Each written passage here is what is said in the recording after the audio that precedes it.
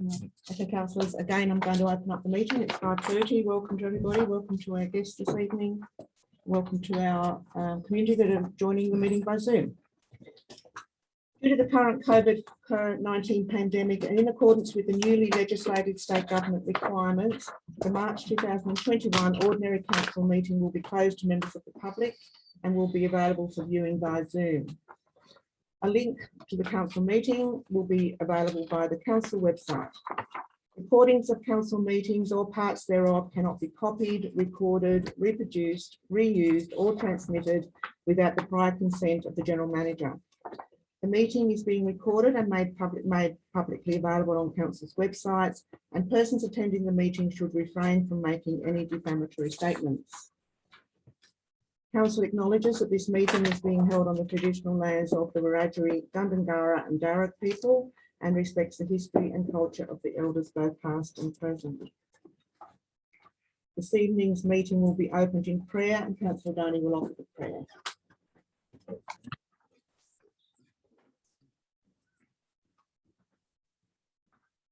That's right.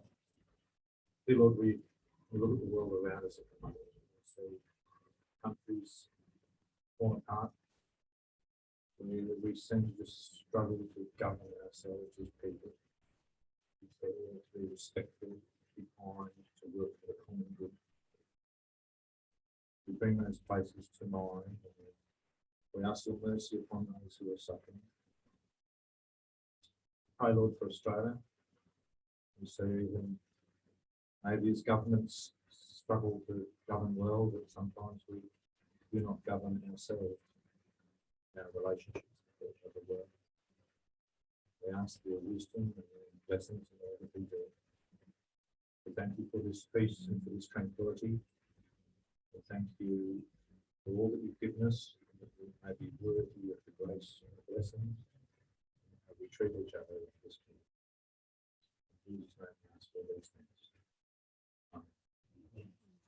Thank you, Councillor Gale.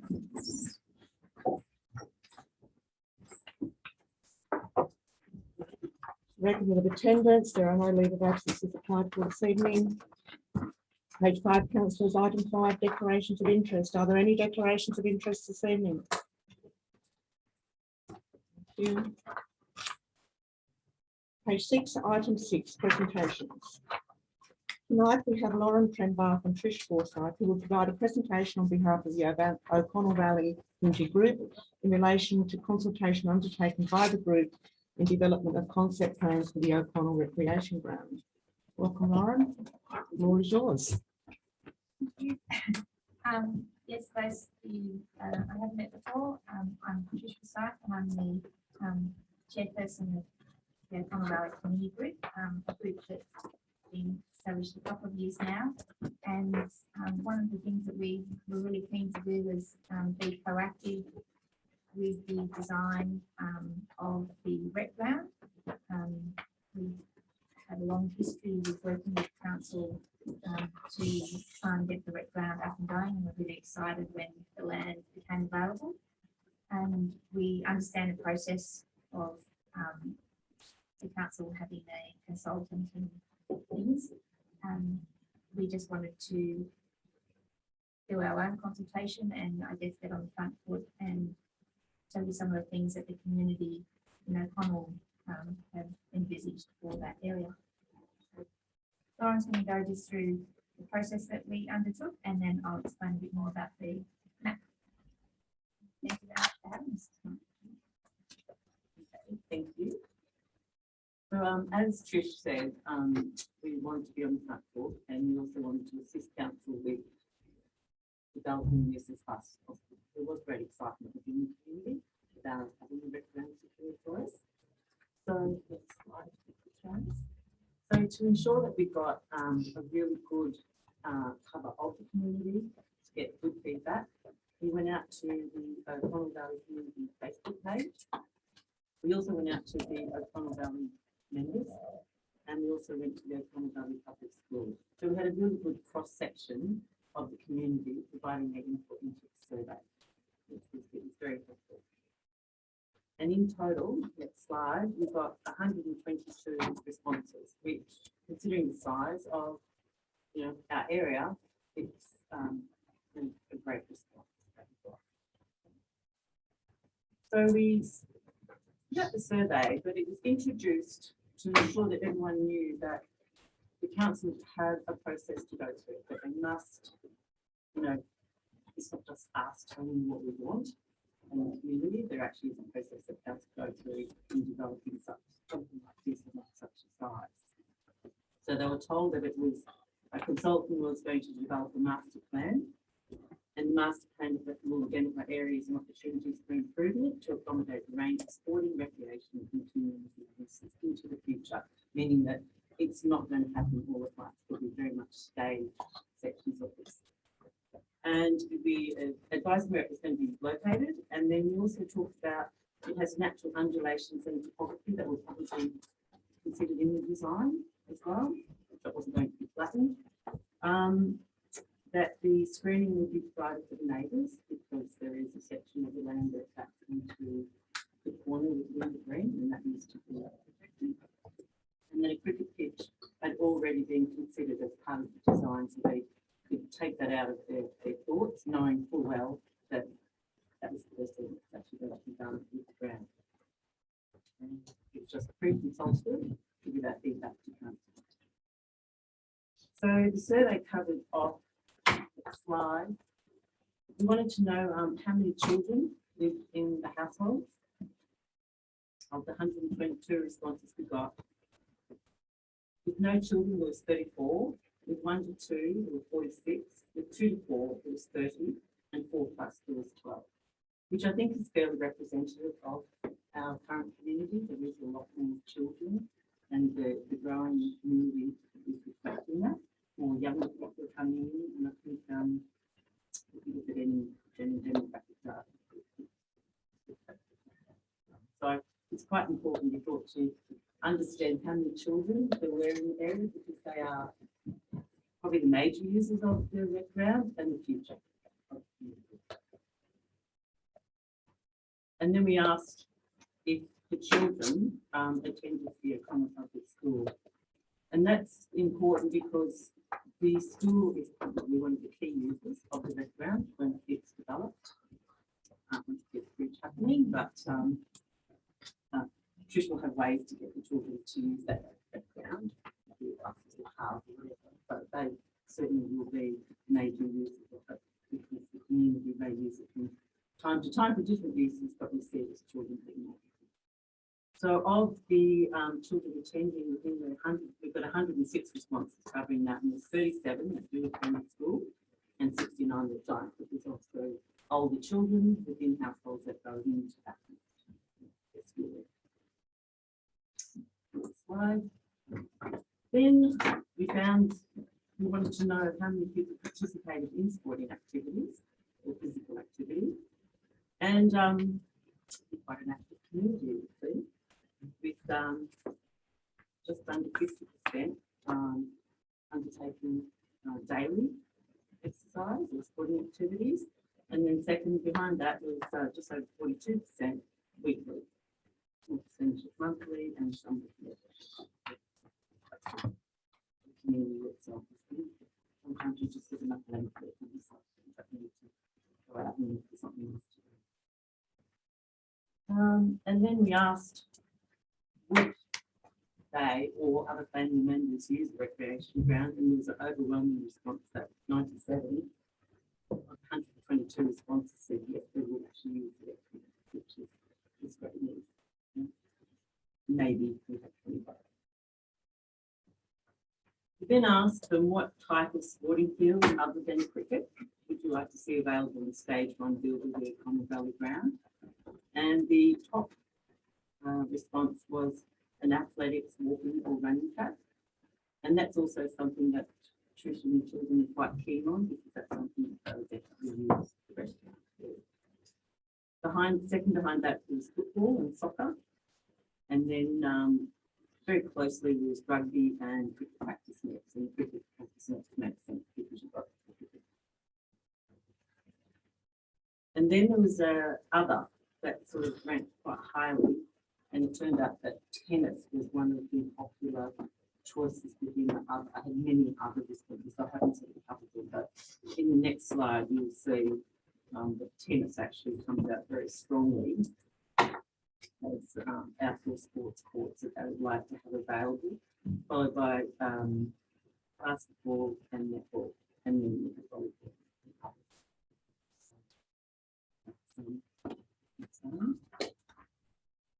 We also asked them what other facilities they'd like to see as part of this master plan, which would be another stage.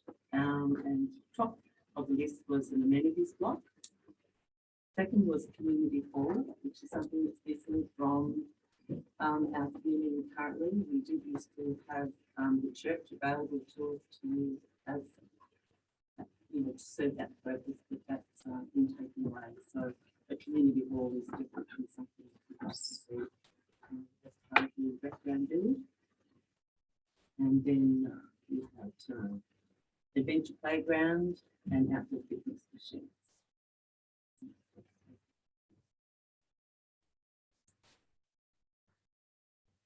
We then asked would they like to see the new recreation ground linked to Hussey Park. And again, we had an overwhelming response from about 119.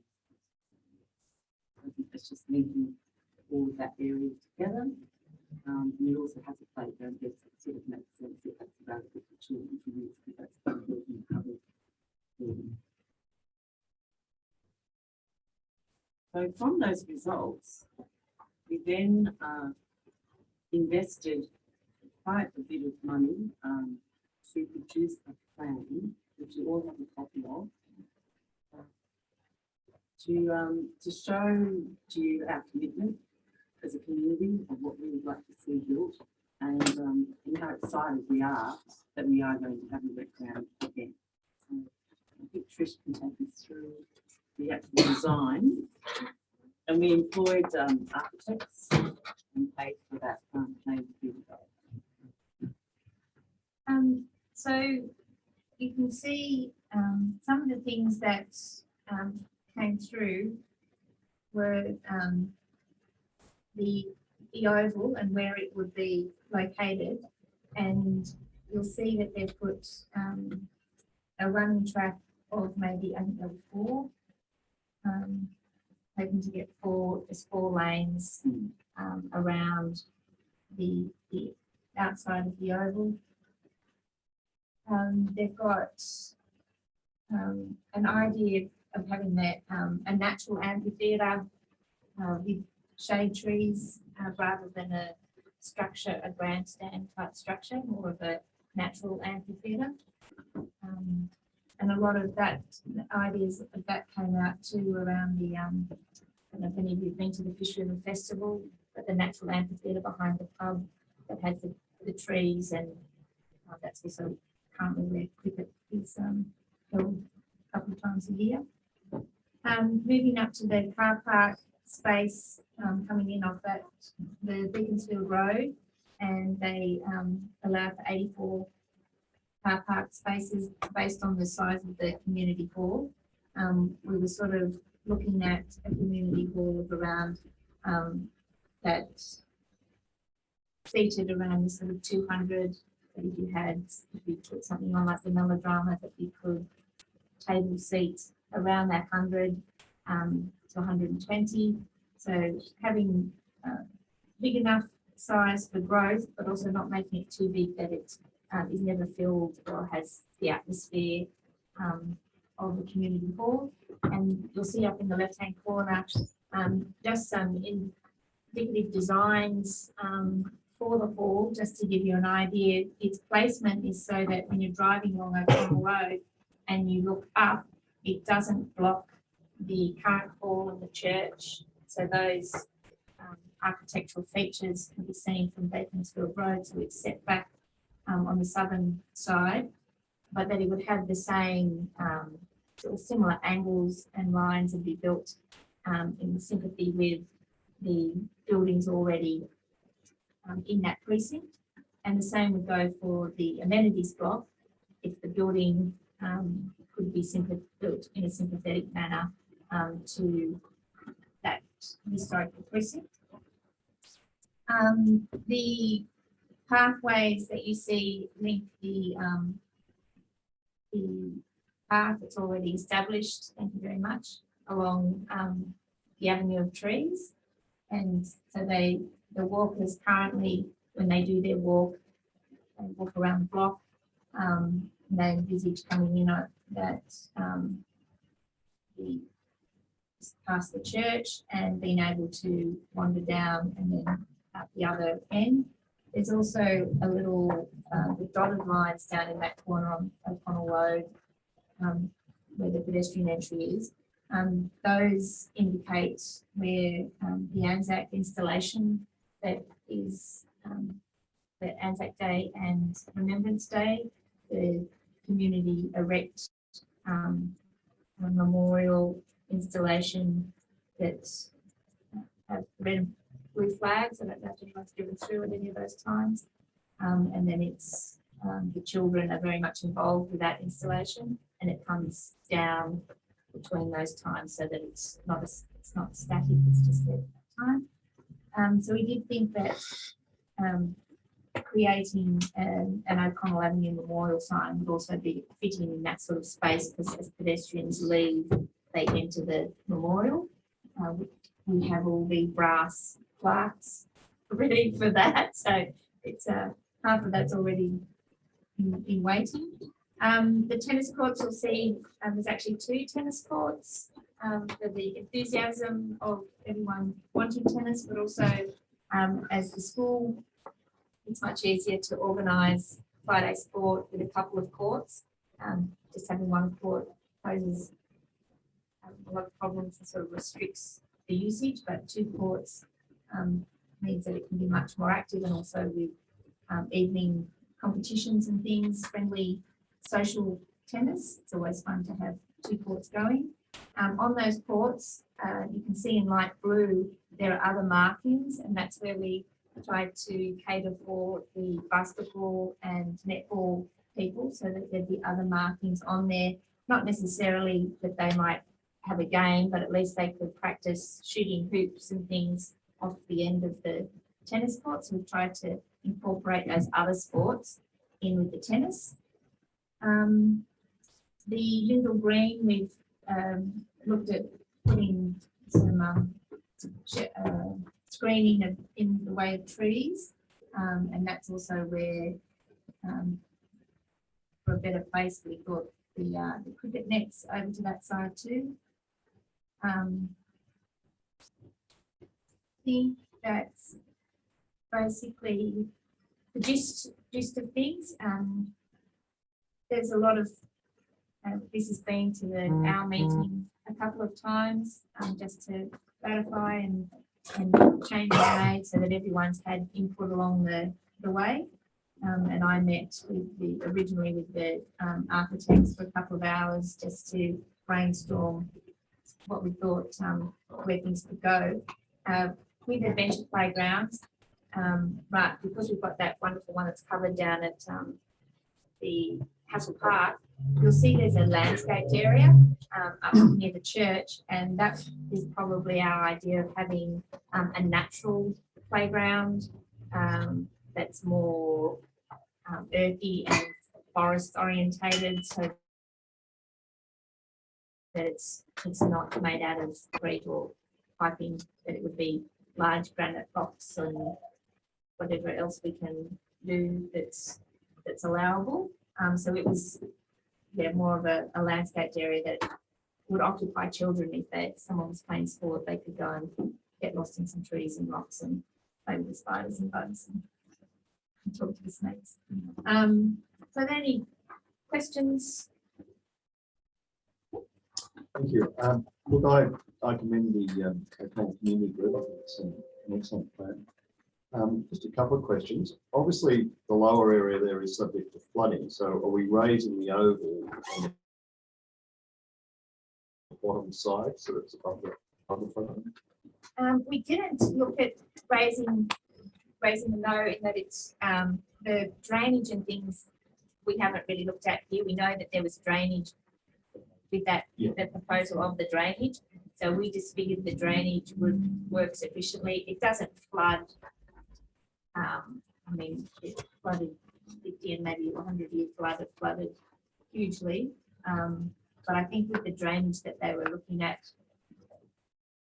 I'm no expert. We Well, weren't- the bottom side probably would be the only side affected, and it looks like that most of the infrastructure is on the top side, so it would be Yeah, unaffected it's anyway. only So it the would only be part of the oval at the oval that's worst. going to go Yeah. at that. And it wouldn't be the amenities block or the car park or any of the electrical areas. Yeah, no, all of that is sort of up Up out stream. of the, Um, those trees mark the end. So- Bearing in mind, this is obviously a long-term project, and I mean, it's obviously for the future, with the screening of Lindell Green, are you looking at sort of using, some appropriate screen trees, like Lolosa or something that's long-lived, rather than Leyland, that seems to be quite pervasive?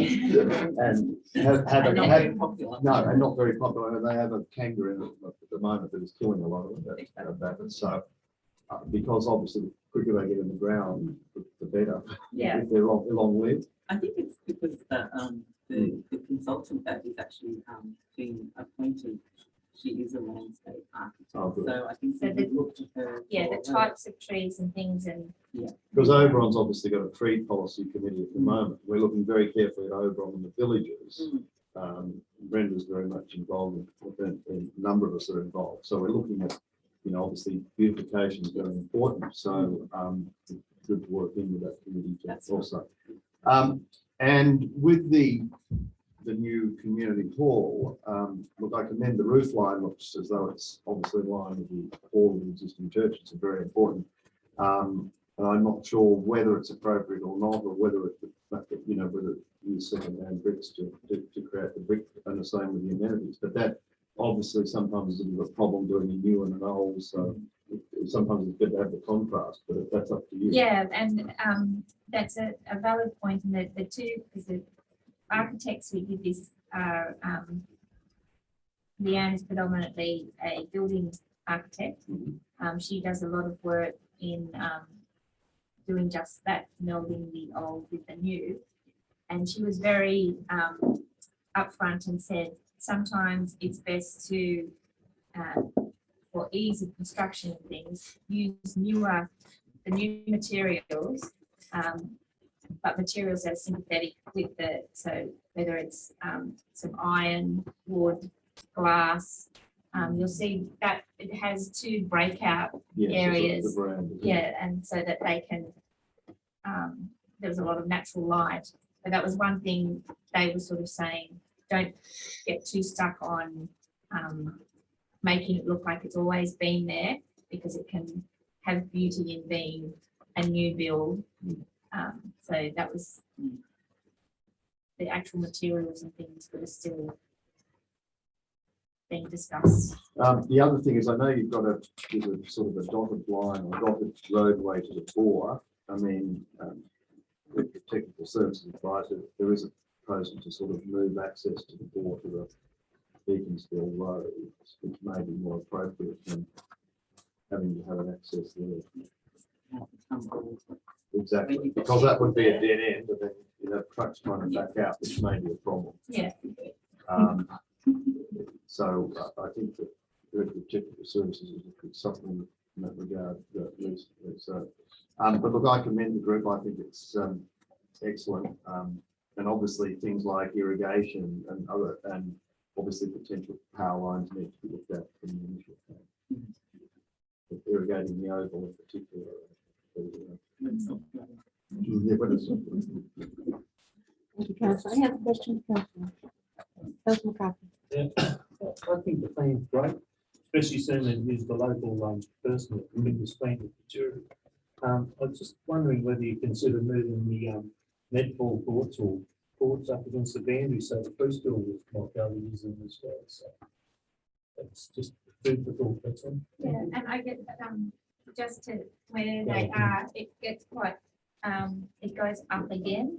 So they're just sort of prior to that build, but I think they're in close enough proximity that they could well and truly, would use them, but that's. Thank you. there's no gate drawn on there. No, that's fine. Do a bulk that. Any other questions here, councillors? Councillor. Yeah, not a question, just Oh. congratulate where they're moving with this, and you can feel the enthusiasm for this, and as I say, O'Connell's a growing village, and taking back 50 years when Black Springs was doing all this sort of stuff, but we're a different community now. Great work. Thank you. Councillor Kidder. Sorry, one final one.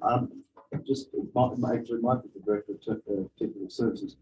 With the turn in there and the number of car parks envisaged, would there need to be a turning bay at Beaconsfield Road? Or not? Maybe something to look at in the future. But this is just a concept plan Concept at this design, point in yeah. time, and this will then go to the architect. And But may need to be considered, is what I'm saying. Yeah, that's what merit and what you're saying there, yeah, indeed. Any other questions, councillor? You've got another slide. Just one more. And this is just about the naming of the, either the referendum itself or just the oval. I had a lovely email with a suggestion, and only being new, it's always nice to find out a bit more history about the area. And it was a local sportsman, but I understand that there's a process that needs to be gone through. So the community would like to be involved when that comes about, which sometime in the future, and put forward some suggestions, and I'm sure good suggestions, and will help people to understand more about the community that they live in and history. And some people have been there before. I know just who you're talking about. She's spoken to me too. Yeah, no, I thought it was a lovely suggestion. I actually sort of been Googling to find it myself. Do I have to be clear on- You will. do I have to be clear on interest? You might have to. Okay, councillors. Is that the end of your That is, your and show? thank you very much for the opportunity to present this. Congratulations on the great Yeah, I document, think and it's you, as other councillors there, Really good to see you. Yeah. initiative. So thank you so much.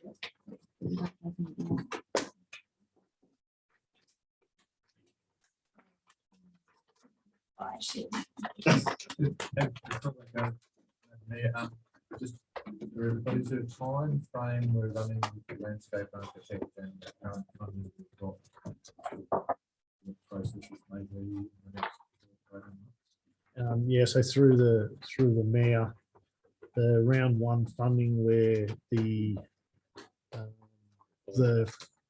cricket ground drainage works is required by the end of December 2022. But by undertaking this process, you'll note that council's keen to see this progress in a way that we can move that a little bit quicker than that time frame. We've engaged our landscape architect, and the landscape architect has in fact met with the group already. She has a copy of this plan, and she was excited by the fact that there's some stuff to get your head around and to work with. She is a landscape architect, so we'll be relying on her expertise in terms of the types of plantings that would be required. But this is a huge step forward in trying to progress that master plan. There will be a level of confusion, I think, that someone's developed a plan and someone's coming out to have a look at it, but that's up to us to make sure that that's well versed and able for people to recognise that this is what we're working towards. But yeah, that's where it's up to. Thank you again, ladies. Thank you.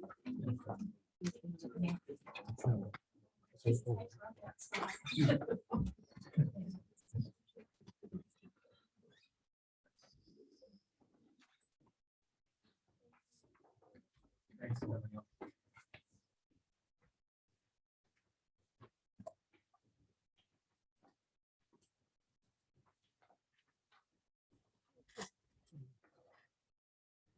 And unlock the door. The general manager will just unlock the door. So we'll go back to our meeting, councillors, page 6, councillors. Questions from the public. There are no questions from the public this evening, councillors. Confirmation of minutes, item 8, page 6. Ordinary meeting, 16th of February 2021. You have the minutes. I will just note before I ask for a mover that on page 7, there is a spelling error. Halfway down the page, the mayor provides the following response. It should read, this is an operational matter, not an operation matter. In item 2 and 3, if we could get that fixed up before this is accepted, thank you. I'll now call for someone to move the recommendation of the minutes of the ordinary meeting held on the 16th of February 2021 be confirmed, please. Councillor Capel, thank you. A second, please. Councillor. Oh, I'm sorry. Any business arising, councillors? Councillor McCarthy? Yes, can't find the page, page 9. Is the Director of Development and Planning aware of the requirements on 1 to 4? The notice of motion and the amended notice of motion? Because when I read the report, what's been required in 1 to 4 isn't addressed in the report, that's it. What report are you taking to? Well, we have a report and So be confirming these minutes. for yes, me. I realise that, but I'm using these minutes to say didn't take on board what was required in the minutes. Well, we'll deal with that when the report item comes up. Okay, that's fine. Thank you. Any other business arising? Councillor? I'd just to thank council for graciously accepting my late apology there. Appreciate that. Your willingness to do that so recently. Recommendation, all in favour? Carried, thank you. Extraordinary meeting, 26th of February 2021. Recommendation is that the minutes of the extraordinary meeting held on the 26th of February 2021 be confirmed. Can I have a mover, please? Councillor McKechnie. Second, please, Councillor Clayton. Any business arising? With the recommendation, all in favour? Carried, thank you. Page 7, item 901, mayoral minute and report. There is a recommendation that the report item is received as information. And mover, please, councillors. Councillor Donny and Councillor Cullen, thank you. Councillor Donny. Madam, there's just correspondence into February, Lara White. This is February. Gives me information. Okay. Laura White is inquiring how she could change the LEP. And a response has been provided. This question on the citizenship service, we have one for. No, this is quite- Any other questions, councillors, on the mayor? Councillor McKibben? Third item, 11th of February. In Page 7, meetings? under meetings. Yeah. Page 7, meetings, sorry. Yeah. A meeting. I take it that the Jeff Ferguson and David Salisbury Essential Energy meeting was in conjunction with CW, the Country Mayors No, Association. we've had a It was an Zoom meeting independent- with them besides. And what, could you provide some information as to what? It was a meeting to introduce themselves, Right. basically, and to let council know that they're willing to work with councils. It's a pretty general type of meeting, and it was practically duplicated at Country Mayors. Okay, so nothing about specific about underground. and No, power not at this point in or time. anything like that. Any other business arising from the mayoral minute, councillors? With the recommendation, all in favour? Carried, thank you. Page 10. Notice of motions, item 10.01, independent living units. The motion is that a report or reports be provided to council in relation to the development of the independent living units in Curtis Street upon finalisation of the project. Can I have a mover, please? Councillor McKibben, and a seconder, please. Councillor Carter, thank you. Councillor McKibben. Thank you, Madam Mayor. I think the reasons for the notice of motion speak for themselves. I realise that some of the questions I've asked, as I have said in the reasons, may be of a confidential basis, and I do expect that the answers in particular to the specific area under reasons A to G will probably come back under a closed session of council or confidential session due to the nature of the responses that will be required. But I think it's in our interest as councillors to understand why the delay and the reasons for the delay and what the implications are. Thank you, Madam Mayor. Thank you, Councillor. Councillor McCarthy. I'm happy to get the basis of this. Thank you, Councillor. Any other comments on this one, councillors? With the recommendation, all in favour? Carried, thank you. Councillor and delegates report, councillors, page 12, item 1101. Oberon Business and Tourism Association, AGM and General Meeting, 10th of February 2021. The recommendation is that the report is received as information. Can I have a mover? Councillor Capel, thank you. A second to councillors, please. Councillor Kidden, thank you. Councillor Capel. Thank you, Madam Mayor. It's for information. I think there's enough brilliant information here. I don't need to go into anything. Councillor Kidden. Thank you, Madam Mayor. There's not amount of information there. It's pretty good. We haven't yet got a secretary. I'm not sure that's being worked on. Yeah, I think the committee, it's an active committee and things are happening. It's good. So, yeah. Can I just make an addendum there? Yeah. They did meet last Wednesday night and they now have a secretary. Excellent. Thank you. Any other comments, councillors? With the recommendation, all in favour? Carried, thank you. Page 19, item 1102, Country Mayors Association meeting, 5th of March 2021. The recommendation is that report item is received and noted. Can we have a mover, please? Councillor McKibben, thank you, and Councillor John. Councillor McKibben. Thanks, Madam Mayor. Informative meeting. It's good to see that the 5 designated areas with lobbying the state government were included. And also interesting with the comments in relation to solar farms and the comments of the Mayor of Orange, Reg Kidd, on the solar farms. His comments. But yes, look, I was very interested in reading through the minutes of the attachments. Actually, there's some very interesting information there, and obviously some diverging views on a few things. But I think that's good. Very informative, and obviously excellent to be represented these organisations and to get the lay of the land from a number of people. Thank you, Councillor. Councillor Cohen. You know, I mean, I think companies getting more and more active over the last few years.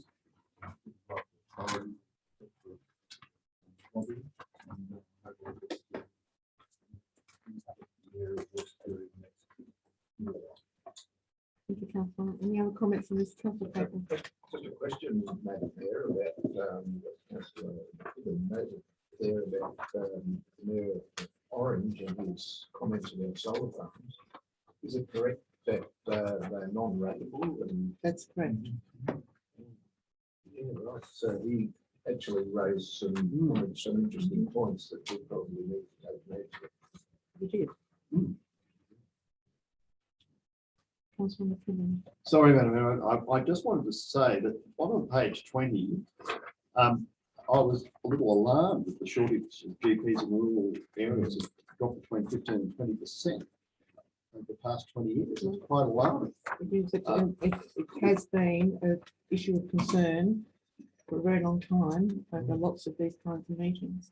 I mean, I think some centres are relatively isolated from it. I mean, Orange seems to, on Bathurst, seem to have a fairly, I mean, they've got more orthopaedic surgeons than they used to 20 years ago, I'm sure. I think there used to be one in Bathurst, if I'm not wrong. And there's quite a few now, but some areas out west, it's just, It's chronic.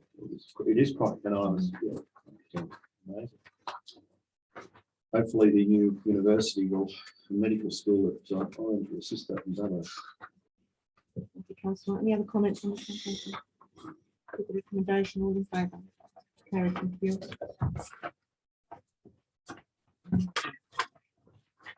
Page 34, councillors, item 1201, Oberon Sports Facilities Committee.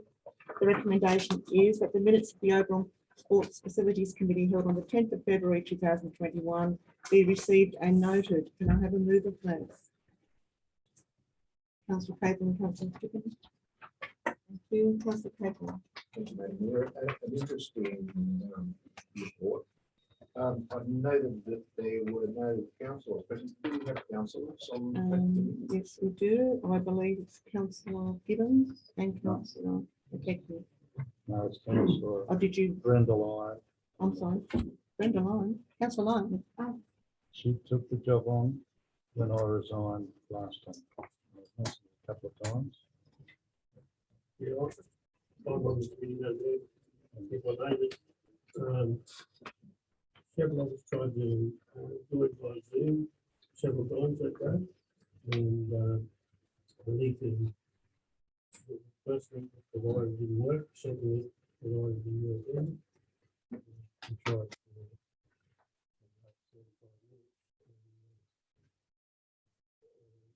I spoke to Spiro, he was having the same trouble. It wasn't just, anyone that's trying to join by Zoom that for that reason. This was after it was postponed before. But now it's coronavirus. And representation from the council. And through the chair, I can confirm that I was remote as well, and I had the same problem. So I in fact come back and entered the chambers to have that discussion. So there was some issues that day with the connectivity. So we have to extend the one or two. Yep. thank you, Councillor. Just further to that, Madam Mayor, where was everybody on Zoom or? Through the chair, no, there was supposed to be a split, but there was enough people in the chambers to have a quorum at the meeting. I just think that sport in any community is a very, very important part of the community. And while I understand Councillor McKechnie's inability to zoom in, I think we need to make sure that the councillors present can conduct those meetings. And I know that the sports facilities committee has had some difficulties over a period of time that I've been on council. We need to do all we can to G it up. Thank you, Councillor. Councillor Gibbons. Thank you, Madam Mayor. The thing that I was actually quite pleased about is that nearly gone into abeyance at one stage. The Oberon Sports Facility Committee actually seems to be active and people are actually suggesting things. So I'm actually quite happy in reading the minutes. It's becoming it's actually becoming much more proactive. So I can Any other comments on this one, Councillor? Well, the only comment I could make, you could go back through the books, but I'm happy to go back on it. Yeah, I don't like seeing no representation from upstairs, but counts for this. I think it's speak to the General Manager offline, Councillor. With the recommendation, councillors, all in favour? Carried, thank you. Page 38, councillors, item 1202, Traffic Advisory Local Committee. The recommendation is that the minutes of the Traffic Advisory Local Committee meeting held on the 11th of February 2021 are received as information. Can I have a mover, please? Councillor McCarthy and Councillor Gibbons, thank you. Councillor McCarthy. Pretty straightforward report, Madam Mayor. Right. There's still no mention of the accident on the Mayfair before. Anyone? Councillor Gibbons. Yeah, I think it's covers what this space is out there and different things are raised. And marathon and a few things that they got in order, so. Councillor, thank you. Madam Mayor, just ask the traffic advisory representatives if they could, the delegates, if they could the road signs into Black Springs and have them repositioned. So is it intended to have 50 kilometres all the way through Black Springs? Is it intended to have 60 kilometres all the way through Black Springs? Given that there's a bit of an issue with Congestion of road signs, but the congestion road signs. Could you where speak the to the new sign chair, on Black councillors, Springs is. please? Yeah, through Thank the you. chair, that was raised because of the number of signs, road signs congested around the new Black Springs, welcome to Black Springs sign. on the Abercrombie. So it's just the amount of signs The amount of signs. rather than, Yes, and they were going to look in to see which ones they could move to the RMS, what the spacings have to be. So they could be shifted away so you can see the new sign. That's just the issue there. The roads through the community association. councillor McKibben. Through them, I mean, I'm coming in from Campbell's River Road. I think you go straight into 50. Then you're coming out on the Abercrombie Road, you go 50, then 50 to 60, and then 60 to 100. And so on, right? Maybe we should rationalise it. Do we really need a 50 in Black Springs? This has to be to, I Transport Commission of Wales. understand it. You are in certain towns allowed to have a 60 if there's not a, anyway, I don't know, but it does seem, I always think it's a little interesting going to 50 then to 60 then to 100 in quite a short period of time. I'm not suggesting obviously 100. But I think it I'm needs sure to be this could, rational. this could be an agenda item Yes. on the next meeting.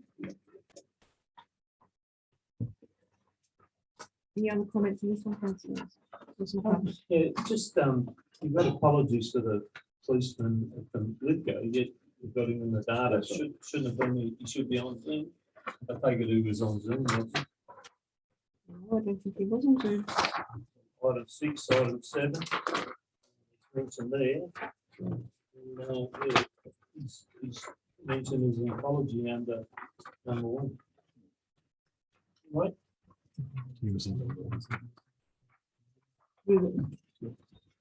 So through the mayor, I think some of this information was relayed out to members of TELP prior to the, obviously, the committee being held. I think some feedback and comment, irrespective of New South Wales Police maybe not being present, was also confirmed at that meeting as a result of having reviewed some of that documentation earlier. So they provided comment. I believe so. Thank you. Any other questions or comments? I'll put the recommendation all in favour. Thank you, councillors. Page 42, reports for decision. 30.1. Modification of consent application 1020071324 Bloom Hill Road, O'Connell. I will just clarify that on page 41 of this report, councillors, page 51, I'm sorry, item A21 and A26, that should read, a dwelling can be located suitably on proposed lot 2, and the same in A26. It should say lot 2 will be suitable for a future dwelling. Page 50, item A21 and A26.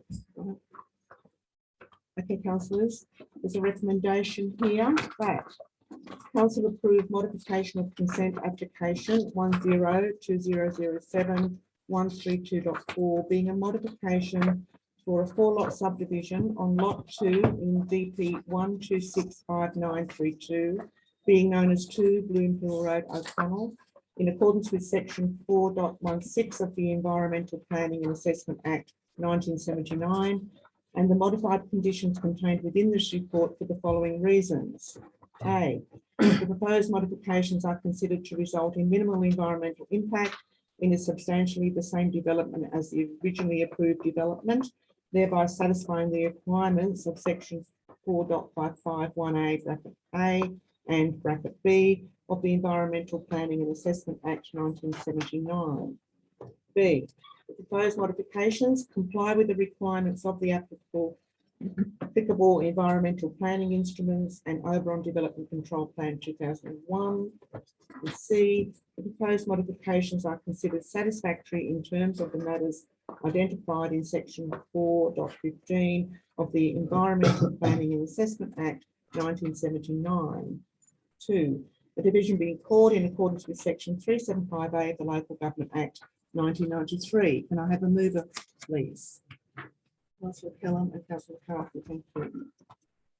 Councillor Kellam. Madam Mayor, this amendment actually suits both of the and also council a better alignment with larger law reform. And gets all those residential blocks now under one road frontage. Actually goes some way to retaining climate and cultural land. I endorse the recommendation. Thank you, Councillor. Councillor McCarthy. I just support Mark's comments and creates no more lots, no more dwellings. Thank you, Councillor. Comments, councillors? Councillor Diamond. Within the constraints of the development that's already there, I think the connected adjustment to say the proposed modifications don't make a significant difference. On that front, though, there is sort of noted that somebody purchased one of the lots in one state, and now the lot next to them changed its use. That's a bit unfortunate for them. I thought first up that I thought it was review, and there I thought it was a very good quality report came out of the department. It was balanced and informative. I'd like to pass those comments on. Good to see. There are just a few issues that I would like to raise, and I did specifically wish to raise in the council. I think the first one on page 48.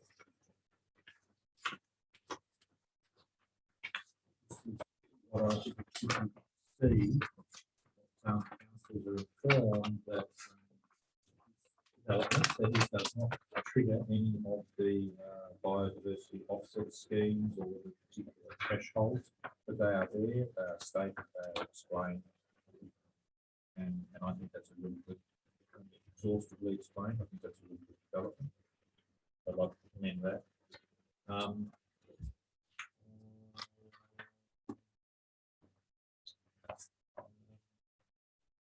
Page 50. There is the note in the middle there about state environment planning policy for koala habitat protection. And the italicized thing down the bottom that says it does not trigger any import from that act because of size and concentration. For the councillors' knowledge, they should know that I think down the end of that road is one of the most intense locations, visual location sites. Koalas at the moment, Connell, Boswell Falls Road, and that we might consider over time in our development, be making suggestions like buffers or additional tree locations of koala useful specific trees could go past and included in our development approvals to encourage people to facilitate that. As I said, it is adjacent to the spot where koala groups being formed in the community, and it's down the end of that road, so they are in that area, and we'd like to keep them there as well. 58.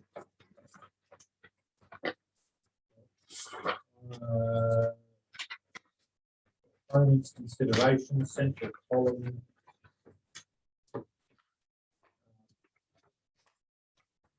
Lot 3 Walker Run for the sale there. Statement that the rural lot does not meet the expectations of the tranquil rural lot is subjective and not considered relevant to the overall assessment of the application. I'm disappointed that the town plan and we say that when it's a lifestyle rural block. Because if they're not selling a tranquil rural aspect, I'm not quite sure what they are selling. So I am not happy that the planner would discount that statement in such a manner, when in fact that's the core of the commercial transaction. Page 58. Again, I was just asking for clarification. Where it says no environmental impact of wireless water sources. It talks about a building envelope in the central column. Building, can I ask, you know, I'm not saying there should be, but building envelopes in this, are they fixed or floating? Through the chair, they would be floating. Right.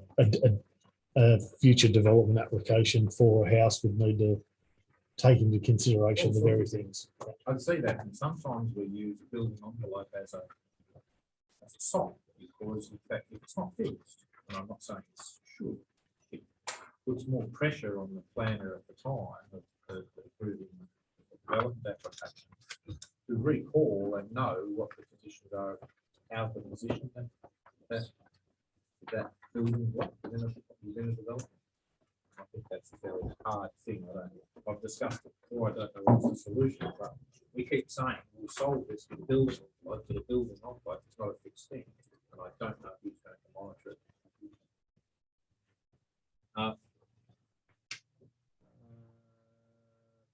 60, if I may. There, Madam Head. Last column, 64 was harvestable dam rights. The three columns addressing to each other. That's all. One talks about bores, the next one talks about effluent and says council has nothing to do with it, but the council does have a specific responsibility between bores and effluent. And then the last column says we have proposed dwellings will have no adverse risk from the groundwater table. They're disconnected. Make a lot of sense. I think groundwater table is something we want to put in the future. Move there. Page 64. Additional buffers. A bit like building envelopes, difficult. I ask, because it mentions somewhere, you know, if possible, mature. How we put that into place. Difficult thing. I realise developers got a difficult job in actually have to install buffers, but when in the development process is that likely to occur? Through the chair, prior to the issue of subdivision certificate for that lot. That's what I'm reading. Yep. And we do a physical inspection of that? Through the chair, absolutely. Okay, thank you. And 65, restriction to user. This is the Cox's Road. It's a good idea. It's better than nothing. Not sure how we're going to move the Cox's Road forward in the future when it now needs to satisfy 50 landowners, where it just used to need to satisfy one. But we've got all those landowners coming up over the things further over the top and down further. It makes it a bit more difficult, but at least it's honoured and named in some way. Cox's Road, that might be scope for somebody sometime in the future. There's a couple of others, Madam Mayor, but I'm really pleased with that report. Thank you for giving me the time to go through. Thank you, Councillor. Any other comments on this one, councillors? Just with the planning director, Susan, for you, Madam Mayor, did the statement the other day that rural land is exempt from the koala habitat thing? It was in the Bible, I'm in the new Primary production. crime reduction. Not wrong with that, Councillor. I'll take that on notice.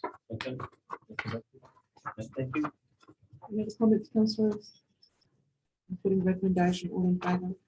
Carried, thank you.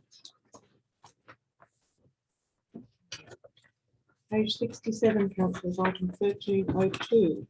Local roads and community infrastructure program extension funding allocation phase 2. Recommendation in 4 parts. The council allocate $316,520 for the reconstruction of 1.2 kilometres of Newman Hills Road. Excuse me. The council will provide $180,000 towards the upgrade of the amenities at the Oberon swimming pool. The council provide direction as to the residual $35,394 to the above 2 projects. The council submit nominations to the LRCI program by the 31st of March 2021 to ensure physical completion and project acquittal by the 30th of December 2021. Can I have a mover, please? Councillor McKibben and a seconder, Councillor Kelly. Can I ask a point of information? Yeah. Procedure, I'm not sure what the term. There's 4 points. Yep. Certainly number 3 seems to involve council coming up with some other information that's not immediately there. Should we move these separately? Do you wish to move that way, Councillor? I'd seek guidance on it, but I think so. Yes. I'd agree You to that can- as a mover, Madam Mayor. Okay, yeah. Agree with that. Second, thank you. Thank you. So Councillor McKibben and Councillor Kellum are still the movers. We're dealing with these in 4 separate parts. We'll deal with number 1. Make a point of information here. Do I have to have a mover for each one? You will, Madam Mayor. Yeah. Okay. Number 1, that council allocate $316,520 for the reconstruction of 1.2 kilometres of Newlands Hill Road. Do I have a Could mover? I move an amendment against that particular one and put forward a proposal?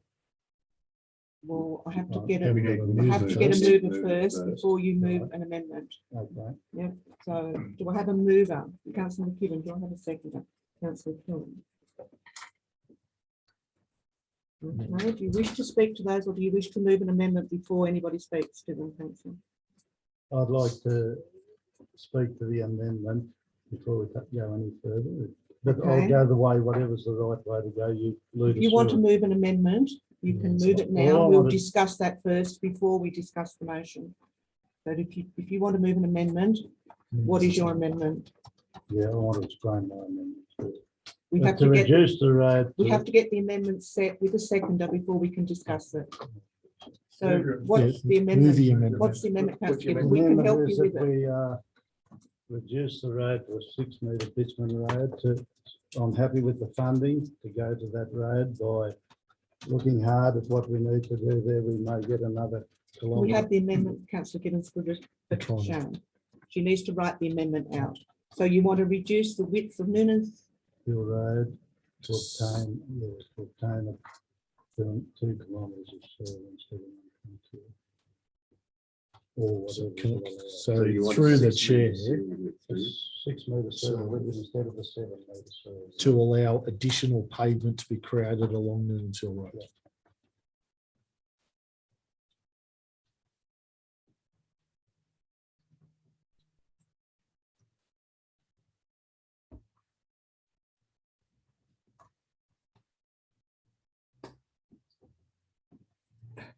is that your amendment, councillor? Happy with that? Yeah, I can talk to that later. I need a seconder, please. Councillor Darren. Okay, councillor Gibbons, off we go.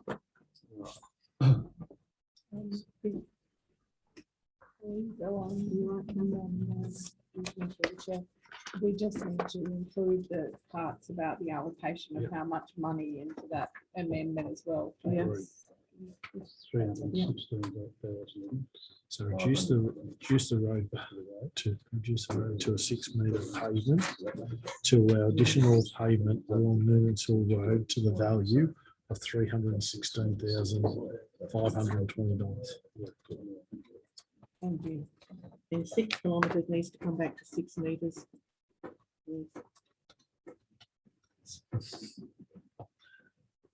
Also reduce the width of Newlands Hill Road to a 6-metre sewer width to allow additional seating to be created along the road to the value of $316,520. Taking out the S from meters. Councillor Gibbons. council and the distance from that, I'm not sure. That's for your motion, councillor. I'm sure that would possibly give the engineer an opportunity to do another kilometre of the road. Through the chair, just based on that, I can't guarantee that it's going to be a kilometre No. of that because we haven't looked at that assessment, but it's up to council to debate. Thank you. The full amount. Yeah. Councillor Gibbons. Yeah. You want to speak to your motion? Okay. your amendment?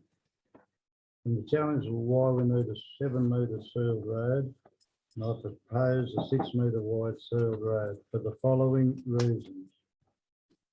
For making a 7-metre bitumen road, you obviously got to have shoulders to obtain the 7 metres, which could be, the road could be 7.5 or 8 metres, and that the catchment increases because you're widening the road.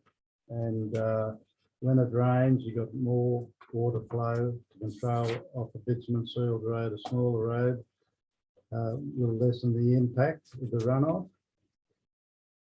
The road is winding in nature, and by widening it more, I think we're going to increase speed on the road. It's a 30 km/h road at the best. If you want to have a look at this is it, Chris, is it this? Yeah. You'll see that it's a steady road whichever way you go. There's a grade there and there's a number of bends along there, and we'll talk about that in a minute.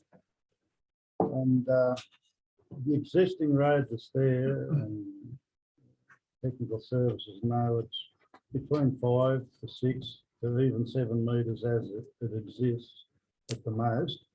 And that's the basis of your road. If you've got to start increasing it out wider, being an earth mover, I know that extra metre or 2 metres is where the big dollars cost, because you've got an existing road there. You've got batters, you've got fills, you've got to fill up, and that's where I think that's where the savings of a lot of dollars could come, where we could increase the bitumen along the road.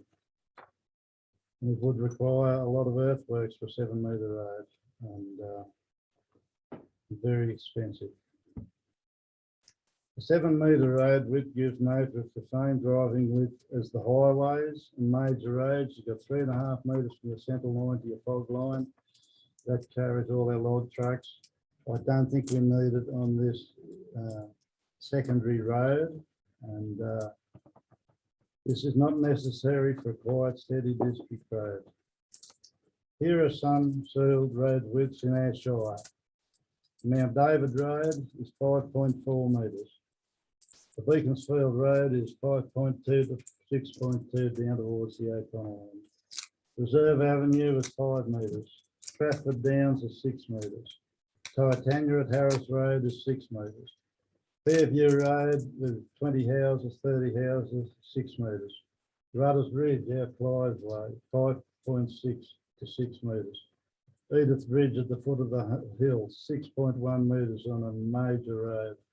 Hurricane Baropi, 6.2 in front of McKibbin's Road.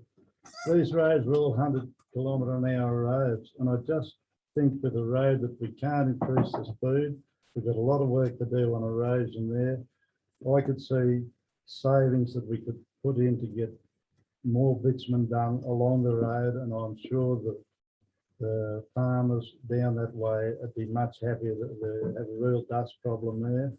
And I just believe it's the right way to go. Cars are only 2.2 metres wide, and you get 2 cars an hour there. I just think it's a bit of an overkill, and I'd rather be a bit prudent than extravagant. So that's the reasons. And if you look here, I think the engineer may say we've got to knock an odd tree here if we're going to try and get the width. And I just don't think it's necessary, but I've numbered these. Number 5 was the middle one on the front or the back. Well, both ones. You can see. With a bull. Yeah, you can widen that section quite easily, and it's not big cost, but you can get an extra bit of width. I'm happy to get width wherever you can, but not to the big widths where it's changing the landscape and the quaint drive. So I just think that's my point, that I'd like to see a 6-metre road. Thank you, Councillor. Councillor Donny. report. Thank you. Mayor, I think he feels it's an opportunity to save some money, notwithstanding the engineers, perspective as well, if they're concerned about it, we can put up a sign that says narrow road, drive careful. Thank you. Can I just ask for a comment from the Director of Technical Services? Yeah, thanks, Madam Mayor. The premise of, I suppose, putting the cost estimate together was on Australian standards. 3.5 metres is the typical land width, which then gives you the 7 metre width formation for the reason of the seal. Also recognising, I think, as I had previously mentioned, through traffic can sometimes be diverted down this road. Not that it's desirable, but at times can be required in the event of a motor vehicle accident or some other conditions that warrant that to do so. The issue from the technical perspective is really to get the water off the road. As you can see in some of these pictures, the road is quite lower than the surrounding property. So in the view of drainage being very important to any road work. And look, I also take into account Councillor Gibbons' comments regarding some roads around the shires are of a significant standard, which is lesser than probably what we would typically see today as an Australian standard. So there's some accounts there that council will need to take into account in making this decision. I certainly would take all views on board. It is a country road, no doubt about that. But again, this has been based on some Australian standards, and some of those particular points of view, particularly in getting water off that road, is really the paramount objective of lessening the frequency or costs involved with ongoing maintenance for Newcastle Road. Thank you. Councillor McKinnon. Madam Mayor, I was actually going to ask the same question you asked, but I might go further now that the Director of Technical Services. So, through you, Madam Mayor, are we saying that if we make this road 6 metres, that we aren't going to be able to have, we're still going to have to be to raise the road, as I understand, so that it's higher than the surrounding land, and we're still going to have to make appropriate table drains each side. Is that correct? Through the mayor, it certainly has the objective to raise the road where we can and get the water off in other parts where it is lower. Yes. So if we do that appropriately, will there be any major difference in the longevity of the road being a 6 metre seal on top? So it's still got to be 6.5 metres to 7 metres in width for a 6 metre seal. Okay, is that right? Yeah, certainly that's right. So is there likely to be less a substantial amount of reduction in longevity of this road if it's reduced to a 6 metre seal over a 7 metre seal? And I haven't got the priority road matrix with me, which indicates the usage of this road. Maybe someone could assist me with that as to what sort of usage this road has in relation to school buses, trucks, cars, etc. Through the chair, certainly I don't see that the width would reduce the actual longevity by any means. Or in terms of a winding and road at gradient, and I suppose the variable uses from an agricultural use, and I'm not quite sure with respect to a bus route at the current stages, but it's not saying that it couldn't or couldn't be a bus route in the future if it was so required to be so.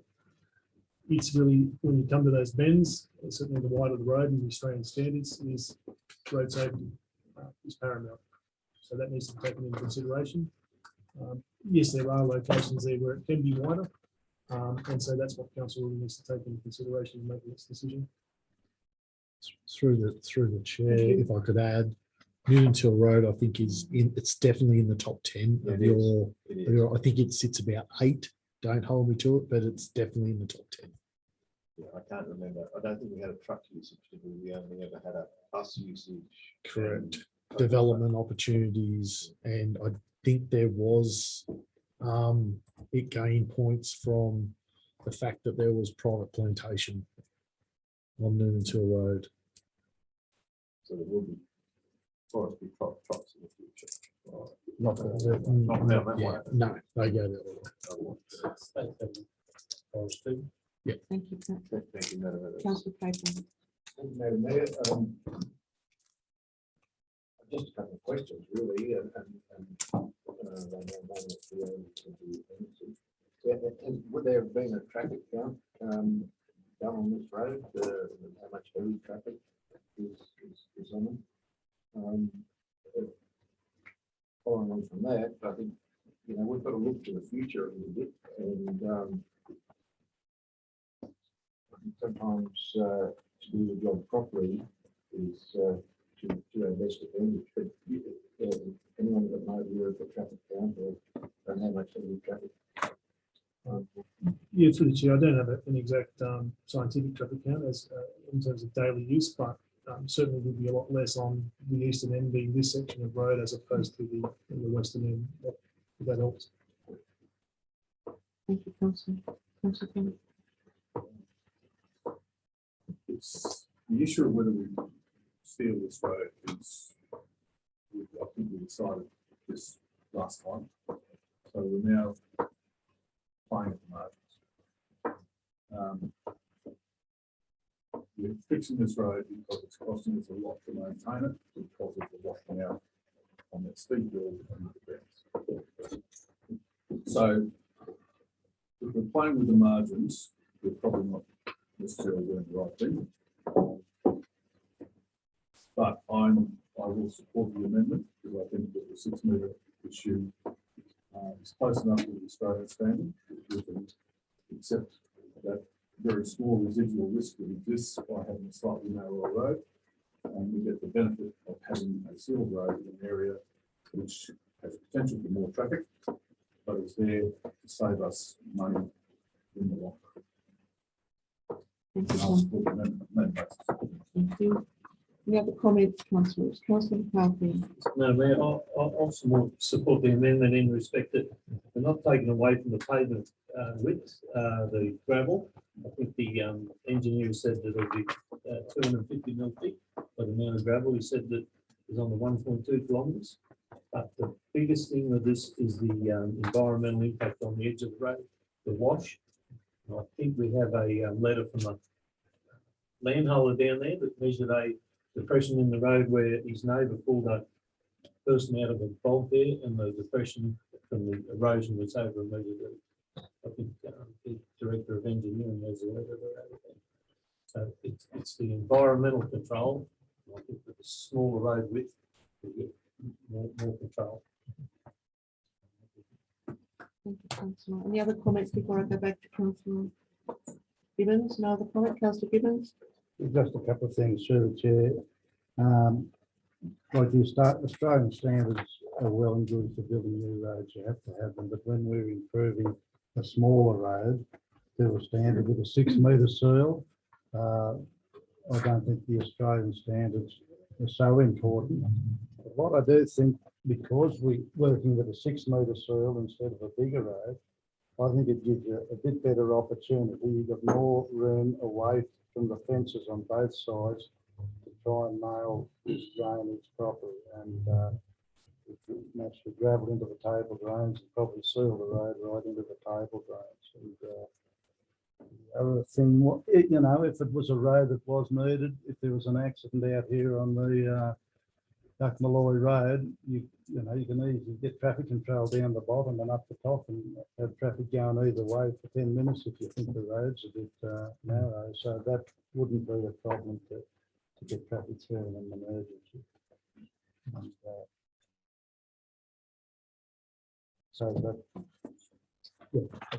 Thank you, councillor. Okay, councillor Duncan.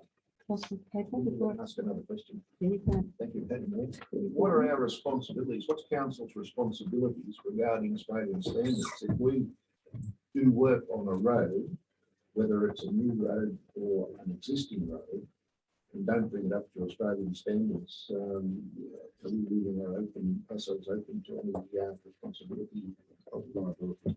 Through the chair, there's always risk, but it's just a matter of what risk that you're willing to take. There is no parameters around you must, because we have a number of roads that aren't built to to Australian standard now. I think Councillor Gibbons raised some regional roads that don't meet the Australian standard. So it'll be at the discretion of council to make that determination. Okay, councillors, I'm going to put this amendment then. That council reduce the width of Union Hill Road to a 6 metre seal width to allow additional sealing to be created along the road to the value of $316,520. All in favour of the amendment? The amendment is carried unanimously and the amendment now becomes the motion. Excuse me. All in favour of the motion? Thank you, councillors. Carried. Number 2. The council provide $180,000 towards the upgrade of the amenities at the Oberon swimming pool. Councillor McKibben, thank you. Councillor Keller. Thank you, Madam Mayor. We did discuss this at the previous meeting under item 1301, I think, in some detail. My view is that we should stick to the decision we made last time, which was to provide $180,000 to upgrade the existing amenities. I've seen the new costings that have been proposed by the Y, but that includes major work on the roof line, etc. I'm assuming that the $180,000, which we had a costing for at the previous meeting, Correct. under item 1301, is still a viable proposal, and that is what I think we should agree to. Councillor, Councillor Keller. I agree with Councillor McKibben. We made a decision last week, and I don't see any particular evidence to suggest that we should change it. Thank you. Any other comments on this one, councillor? Putting number 2. The council provide $180,000 towards the upgrade of the amenities at the Oberon swimming pool. All in favour? Carried unanimously. Thank you. Number 3. Council provide direction as to the residual of the $35,394 to the above 2 projects. Can I have a mover, please? Councillor Kellam and Councillor Doney. Thank you. Councillor Kellam. Thank you, Madam Mayor. There is some option, although I did say we stick with the previous 180,000, that's fine. This is a different issue entirely. There's room to provide that $39,000 to the pool to finish some upgrades, make it again a greater amount. Councillor Doney. Just information about it. In my absence last time, responsible for request for ideas, I just threw a further one in there about a pathway over Holland Bridge. I'm just asking guidance whether that's an appropriate suggestion. Through the chair, given the costing, I think it was discussed that it should be a project that we consider doing without the need for grant funding, and look at other opportunities to use this money. Thank you. Councillor McKibben. Thank you, Madam Mayor. Correct me if I'm wrong, I think we had several options emanating from the last meeting. We were looking at, correctly, I think it was a footpath at Scotia Avenue that Councillor McKibben put forward. We were looking at Black Springs, and was it the acoustics? And we did have a memo from Councillor Doney where the pathway they follow, I feel. I can't remember whether there were any other proposals for this amount of money that went through at the last meeting. But I think we're probably in a position we have to make a determination which one of those we go ahead with. Is that the position? Well, you can go with the recommendation, but it be applied to one or other or both of the above 2 projects.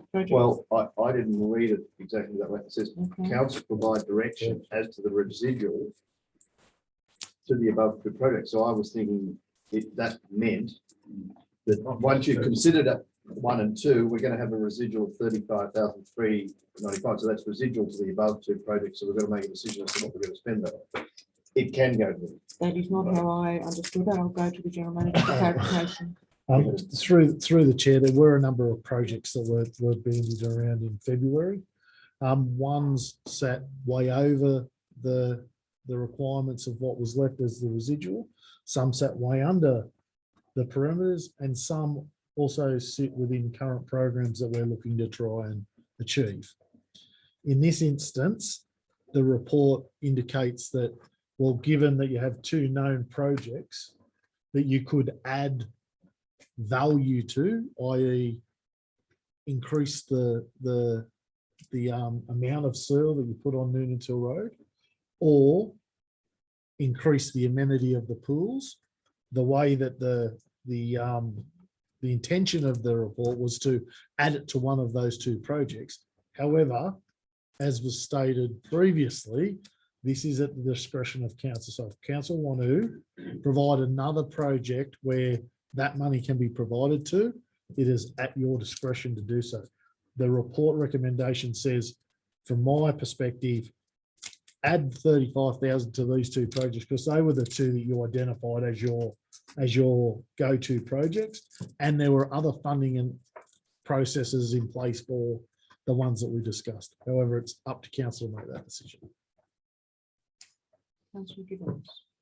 Yeah, prior to the previous meeting, I did speak to the GM and had a good discussion about the need for the acoustics in the Hall of Lake Springs, and at the meeting in discussion, we'd already agreed from a Lake Springs community meeting that we would fund some towards it, because it was getting about to the amount that we needed to put acoustics in the hall, and we were prepared to contribute that. You've got that email, I hope, or a letter. It was to go, and it was at the meeting approved. So that's where I'd like to see it spent. Councillor. So maybe, Madam Mayor, just out of clarity, the three things we've just put in, the Black Springs acoustics, the Scotia Avenue pathways, could something remind us as to what the costings were for each of those three projects? Through the chair, the O'Connell footpath was about $5,000. Right.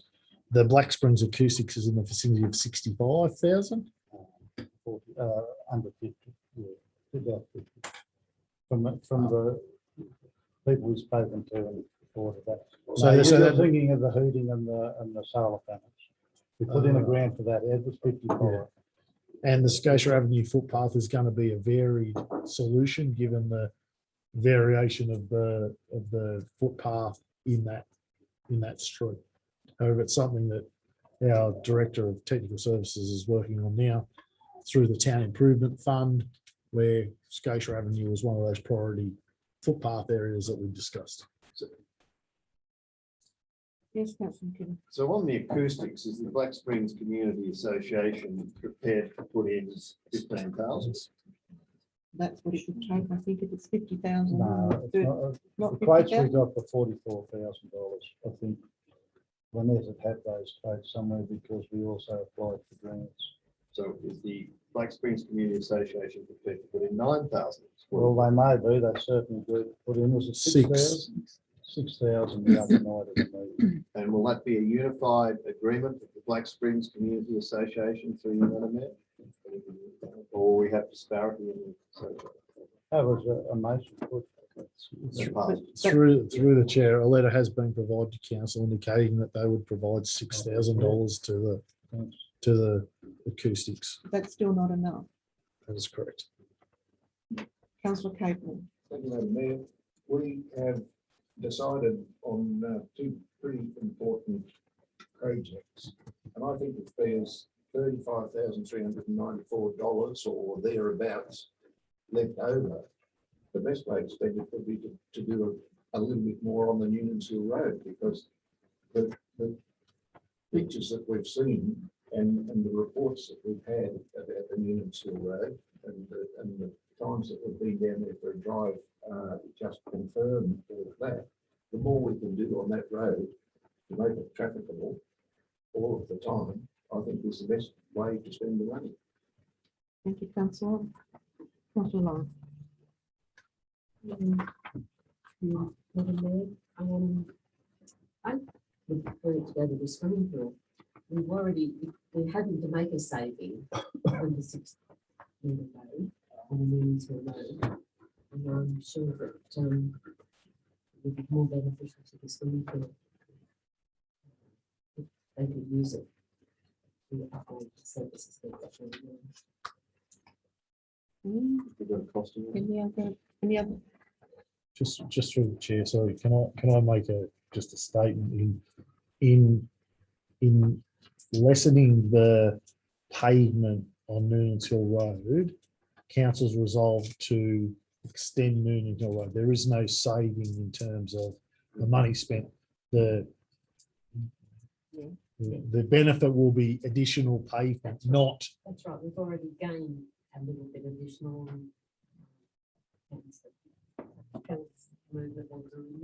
We get additional again, we already had additional, so. I thought it should go to the swimming pool. Okay. Councillor Chisholm. It's a question, Madam. Yep. If this was to be allocated to the swimming pool, what costing or what specific project are we looking at for $35,000, $35,294? What component of the swimming pool would that amount be spent on? Through the chair, it'd go to value add the current proposal whilst trying to lead towards the revised proposal. From my perspective, it gives council an opportunity to potentially go to the Y and say, well, we want to put this in. If you want this, are you going to come on board with funding? If it doesn't, it would need to be a revised scope, better than what we had previously and less to what was provided here. I know that doesn't really answer your question, councillor, but what it goes a long way to get what's being It would proposed. supply and erect the roof structure and sheeting. Is that right? Well, it's 34,550. But they're Through the chair, I No, wouldn't do make that. I wouldn't make that assumption. So I would have thought through you, Madam Mayor, I would have thought if you're going to do something further on the pool, you'd need another 100,000, 116,000. So I'm just not sure that this is going to get there. Through the chair, that's fact. It would not get to the funding which has been provided right now. But what it will do is get you a value add to what you have originally approved, which was a upgrade and a retrofit of the existing facility. So what I'm trying to understand is, what does that value add equate to? I mean, there's nothing in this costing. Through without being held to ransom, I would suspect that what it will do is change the orientation of the toilet facilities. It will get it in a space, whereas if money was to be made available, potentially the roof could be changed at a later date. So there could be some benefits. Equally, there could be benefits from other projects. So what we have, Councillor Duncan, what we have here is a recommendation that council provide direction as to the residual 35,394 to the above two projects. I'd need an amendment and some direction as to where that's going. I'll just put up a motivation.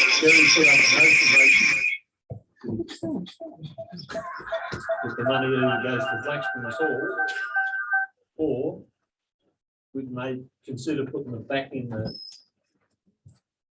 grandstand over at the rec ground that we can't use because we pay it bad weather. And I support Councillor McKechnie's footpath, but I understand in previous times, when we get towards the financial year, end of the financial year, the RMS sometimes rings you up and say, have you got some footpaths that need doing, which is our windy one down there, the common, and you've got to have them things shovel ready to go. So if we knew that we were shovel ready up there, I'd like to see that we spent the money, if they'll cover the, putting the back in the grandstand that we can't use at the present. Because if you've been over there, it's a wind tunnel, when it rains, you get washed away, so you can't sit in the thing. We need to complete that project. And I think this money could go to that, but Kerry's not going to put up the acoustics as a motion. I'd like to put up that we spend the money put a back wall in the grandstand over the rec green so it becomes usable. So through the So chair, I'll the move re- that as a motion, if I can get a second. The comment. yeah, so through the chair, the reason why that project hasn't been earmarked in this fund is because we're currently looking at grant funding to support that moving forward. So similarly to other projects that we haven't put up, it's because we're trying to seek other funding avenues for those things. Looking for an amendment. We know the cost, don't we? We do, Is it within this? it would be. Okay, councillor, So, Madam Mayor, I would suggest that propose an amendment to recommendation 3. The council utilise the residual $35,394 for adding to the works on Noonan's Hill Road under recommendation 1 above.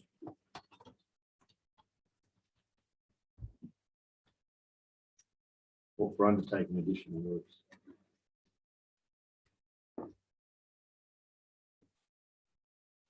we'll have a second. Any comment on the amendment before I put it? Only a Councillor Dolan. procedural comment on just. I'm not entirely comfortable with the fact that we passed the motion on this topic before. Now we are passing another motion. We haven't, councillor. Oh, no, we've done Noonan's Hill Road, We've done 1 and 2, which is Noonan's Hill Road. and the third recommendation is that the residual will be added to the above 2 projects. That's what The we- amendment, so the No, amendment is it's the council utilise the for adding to the work on Noonan's Hill Road. Correct. Mhm. That's the amendment. That's the amendment. Yep. And my question is, we have passed the first motion, which was Yeah. $316,000 for Noonan's Hill Road. Yep. And we dealt with that, we dealt with that issue. This amendment is not in complete conflict with it. But somehow, to me, in essence, it's somehow conflict with the topic you've already. It's an addendum. I'll It's an take that as a addendum. comment. I can't agree. Right. Any other comments on the amendment? Yes, Councillor Madam Mayor, McCarthy. as you go further along Noonan's Hill Road and start to rise up the hill towards Hayes Road or the Meadows Road, you're going to find that you're going to want a lot of money for the environmental reasons, because some of the banks 2.5 metres, 3 metres high. It's a false thing to go that far up the road. I don't know how far the amended amount of money is going to go, but once you start to rise up that building, you're going to go in. I think you're going to have to start putting cement barricades up to stop the erosion. So you mightn't get any extra pavement, you're going to have to start putting blocks and all that to hold the pavement back, the erosion back, to be honest. Anyway, Okay. Any other comments, councillors, on this amendment? I'm going to put the amendment that council utilise the residual $35,394 for adding to the ceiling works on Noonan's Hill Road. All in favour? 1, 2, 3. 3 in favour. Against? 1, 2, 3, 4, 5, 6. The amendment is defeated. We now go back to our original motion. I move a motion that we spend the money on the police putting the back wall in the grandstand at the Oberon Rec Ground. Councillor I McCarthy. need a second.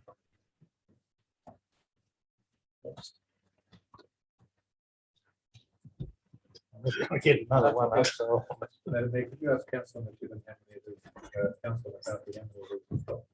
How many what? What's that? No,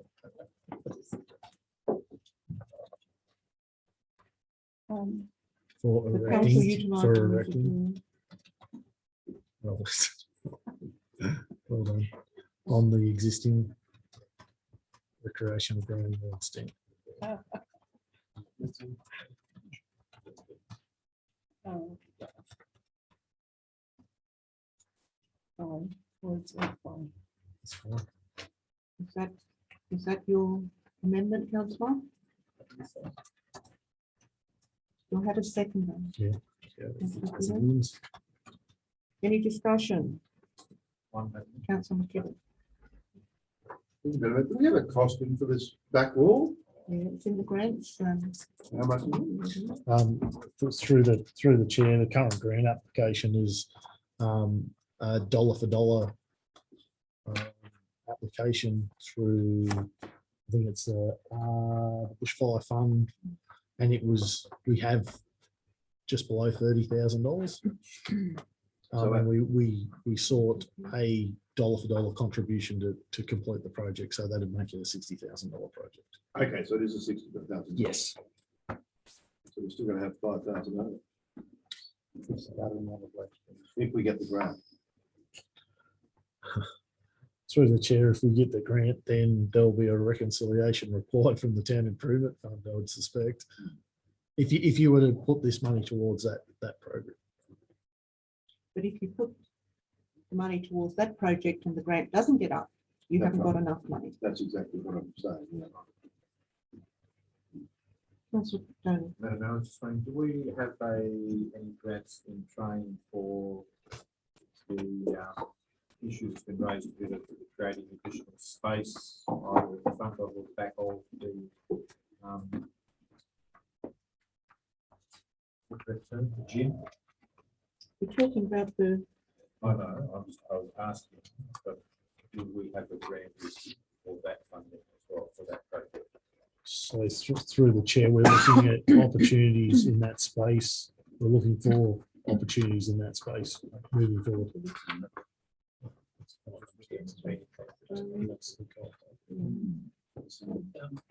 I just have a clarification? Is council only talking about the unused area at the back of the fitness centre? I believe so. Isn't it already occupied with mats and They are using the space, it's already occupied? There is. Been utilised, so. but there is a grant application in. Councillors, please, there is a grant application in to, I think it's to cover it in from memory. Yeah, to look to enclose it. I realise that, but what I'm saying is the area It is being is used. being utilised. It It's is. not vacant. I don't know about in winter though.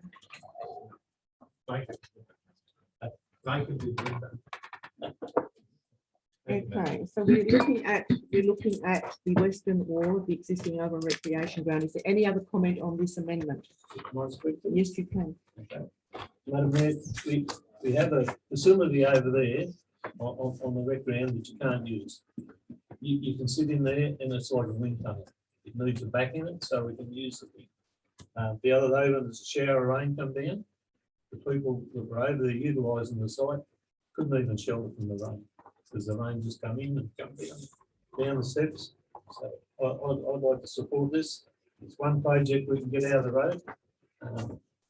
I support the project of the footpath, but like I say, in the past, the RMS have rung us up close to the end of financial year and said, can you do footpaths? So if there's shovel ready with these footpaths and they've got some money left over, let's channel that. Let's use this money into putting it back in the grants so it can be utilised. Councillor Gibbons, did you wish to speak to the amendment? Yes, in a way.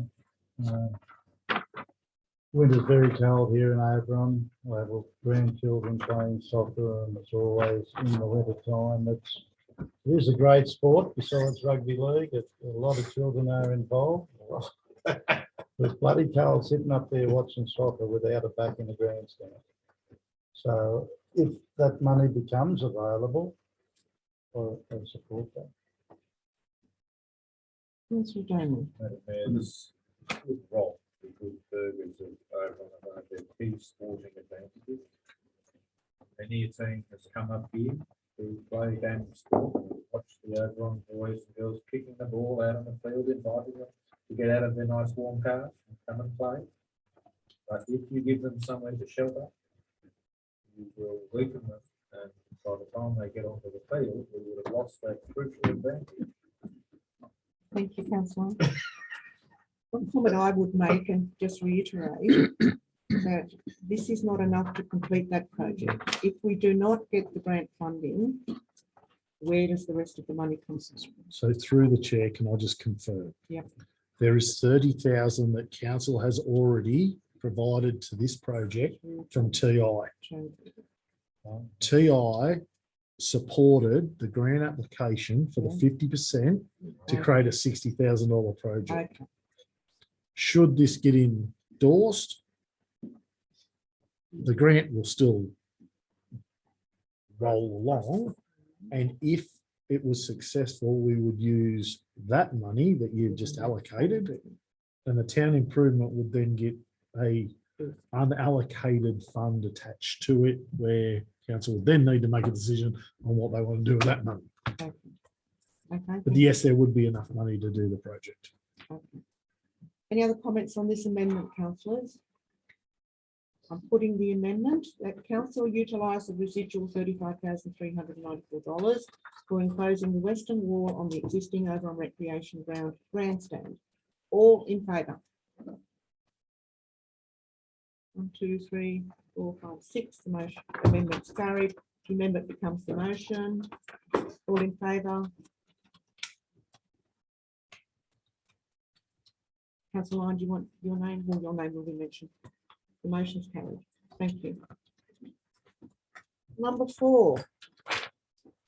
The council submit nominations to the LRCI program by the 31st of March 2001 to ensure physical completion and project acquittal by December 2021. A mover, Councillor McKibben, and a seconder, Councillor Kelly. Thank you, Madam Mayor. This is just follow on with the necessity for getting this grant in and for getting the job done by the 31st of December. So we're committing to that. So let's move ahead. Thank you, Councillor Kelly. Thank you. Any other comments? Recommendation in favour? Carried. Thank you.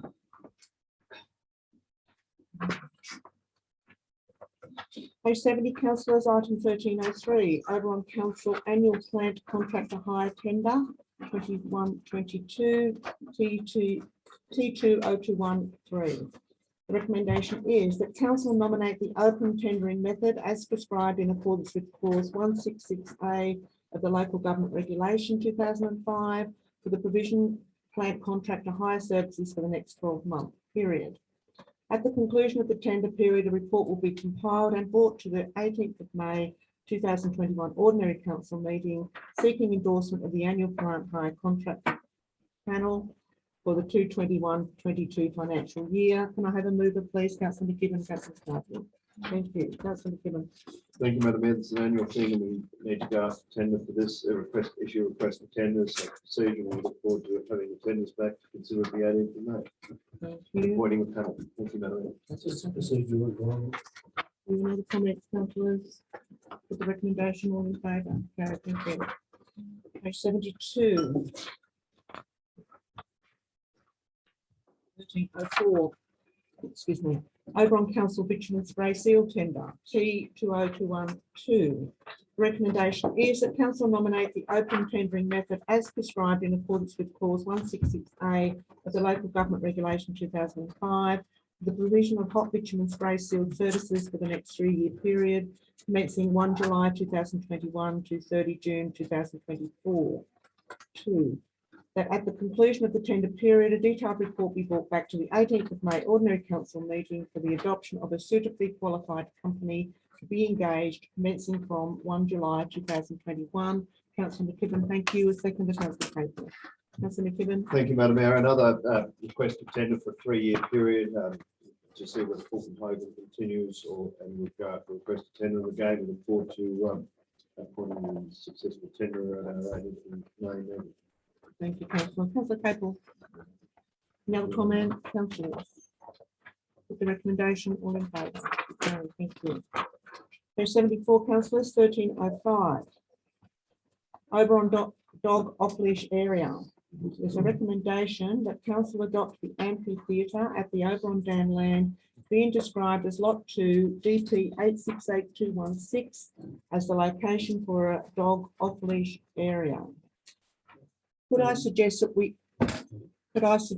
add locality to that council adopt the amphitheatre locality? Is there somebody to move that, or is that hang on. comment No, or Can what we add is to that happening here? then and seek a grant for the, and seek a grant in the recommendation as well?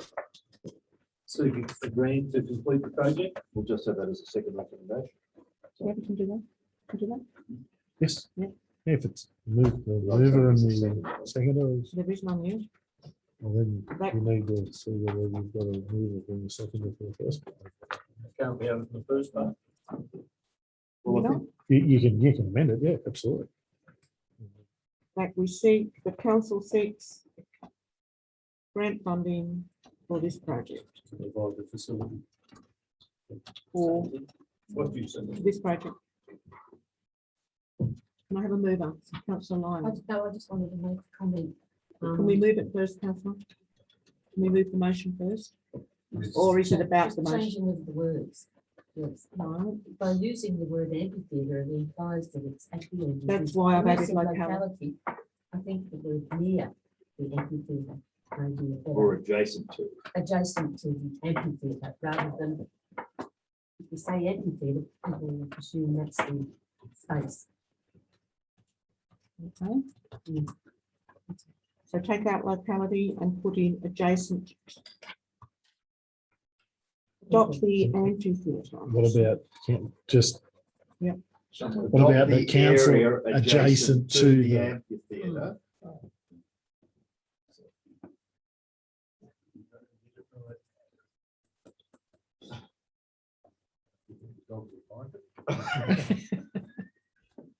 Depends on the signs. Adopt, the council adopt the area adjacent to the amphitheatre locality of the Oberon Dome land being described as representative of each area. The council seeks grant funding to provide the facility. A mover, please. McKibben, Councillor McKibben, and Councillor McCarthy. Councillor McKibben. Thank you, Madam Mayor. There's been considerable amount of reports and inquiry and a number of locations suggested over the years, if I'm not wrong, for about the last 3 years, as to where this off-leash dog area should be. And it appears that we've finally come to an area that might be suitable. And so I have great pleasure in proposing this recommendation and that we can finally make a decision. I moved the motion before. Councillor, Second. is this a serious? So, Are you moving the motion before? yes. Councillor Donny has moved the motion before. Do I have a seconder? Councillor Claypool. I'm putting the recommendation in two parts, all in favour. Against. Thank you, councillors. They're not too many motions by the dogs. Page 74.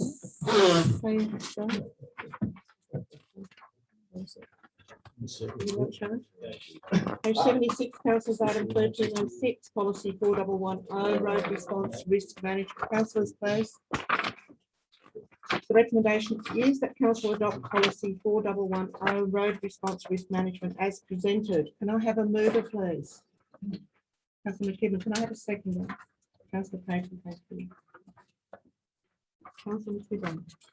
Thank you, Madam Mayor. This is a detailed policy and considerable improvement, I think, on the previous policy. I've read it and I quite, with the response code, the ratings, the hazard risk scores, it all actually makes sense when you look at it. And I think it's a good document. It obviously addresses for our categorization of roads, the response times for correcting issues and all those sorts of things. So I would commend the policy to the council. Thank you, councillor. Councillor Clayton. Thank you, Madam Mayor. I likewise commend the policy, and I was, have to say that I was most taken to detail. I think it was excellent. And, as I say, I commend it. Any other comments, councillors? With the recommendation, all in favour? Carried, councillors.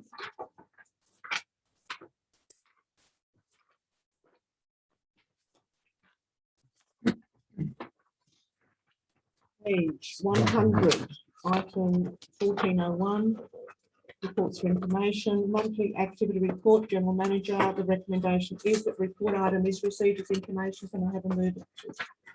Councillor Capewell, second one. Councillor Dunn, thank you. Councillor Capewell. Madam Mayor, note that it's a report for information, and it is a lot of information to get through there. I recommend the report. Thank you. Councillor Daniel. Madam Mayor, just 2 points on 102. Safety and risk activities. I too have wondered about the last a hollow dot point under the first full dot point. We discussed the current workload of the outdoor works crew. I just noticed that myself in recent times, the amount of work that we're undertaking as operating on. I'm glad that it's been noted within the organisation and they're looking at ways of managing that workload. And secondly, on 104, Oberon Mountain Biking Trail Development in the Crown land next to the golf club. I was just wondering, is that is dealt with, that there will still be some sort of vehicular access to the dam from that point, where people can picnic, fish, stuff like that. It won't be solely bike riding.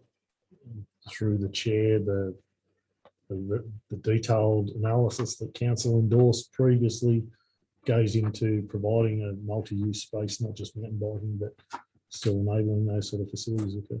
Thank you, Madam Mayor. Thank you, Councillor. Any other comments, Councillor Kiven? I'll just halfway down page 101, or probably 5/8 the way down the page, the managing the Oberon Pool Fitness Facility. Is that agreement been signed yet? Through the chair, it's with the wise legal Legal advice. teepers. I keep on ringing and asking. At this point in time, they believe that it'll be done this week. Thank you very much. I think that's all. It's pleasing to see halfway down 103 that a lot of our recruitment positions have been filled in February, March, and that we have some new people also started, including a chief financial officer in April and a senior plant mechanic. And I think the work as commented on by Councillor Daniel 104 halfway down the Oberon Mountain Bike Trail Development is great. That's a great project. Thank you, Madam Mayor. Thank you, Councillor. Councillor Gibbons. So just commenting on the mountain biking, speaking to the relevant people involved, they stay off the bike trails, it's all in the bush, and you probably know that, so the trails will be there for use. Yeah. That's that. Thank you. Councillor Carter. Just with recruitment, aren't we short of people in the parks and gardens side of things? We've got a person that's gone to the tip that was in the parks and gardens, taking a casual position on, and I know there's someone else driving around that come out of the parks and gardens, and there's a heap of things that need to be done, like the cemeteries, the edge mowing. Aren't we short 2 people in that position? Through the chair, the issue when you've got such a huge construction program is that sometimes our staff gets pushed and pulled in different directions. You're correct. We attempted to undertake a recruitment or a casual recruitment program in that space. We've had some issues that I won't go into here, but so we're still looking to fill those positions. Yes, you're right. So we've recruited a couple of casuals, but we're looking for additionals. Thank you. Other comments, councillors? Recommendation all in favour? Carried, thank you. Page 107, 1402. Monthly activity report, planning and development. Recommendation is that the report item is received as information. Can I have a move it, please? Councillor Johnny, thank you. A second, please. Councillor McKibben, thank you. Councillor Danny.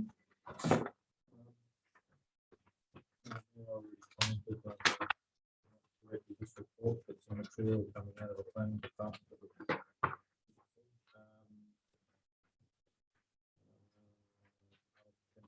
I apologise. I think there's been a number of things contributing to problems with the heritage committee at the moment. we'll see if we can get that, the, back and driving. Running along as it, as it has been. The majority of recent years, it's been a bit of, but now support it. Thank you. Councillor McKibben. Thank you, Madam Mayor. No, look, it's report that speaks for itself.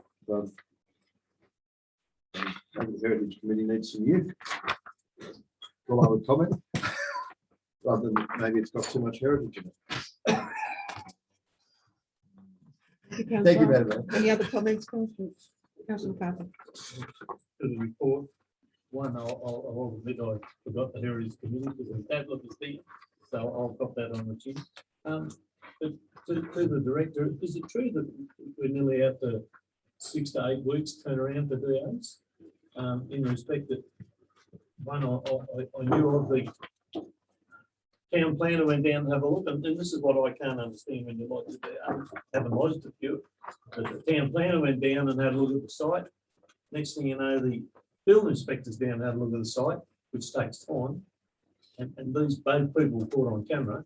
I just can't understand when we're doing the DA, why we need to go to the, so I understand that Dylan need to go there, because there was a change in the boundary, but once his report says it's okay, I can't understand why we need to have the time for the building inspector then to go there, when there's no building place there. And I'm told that there's 6 to 8 weeks before you can get a DA through. I'll leave your hands.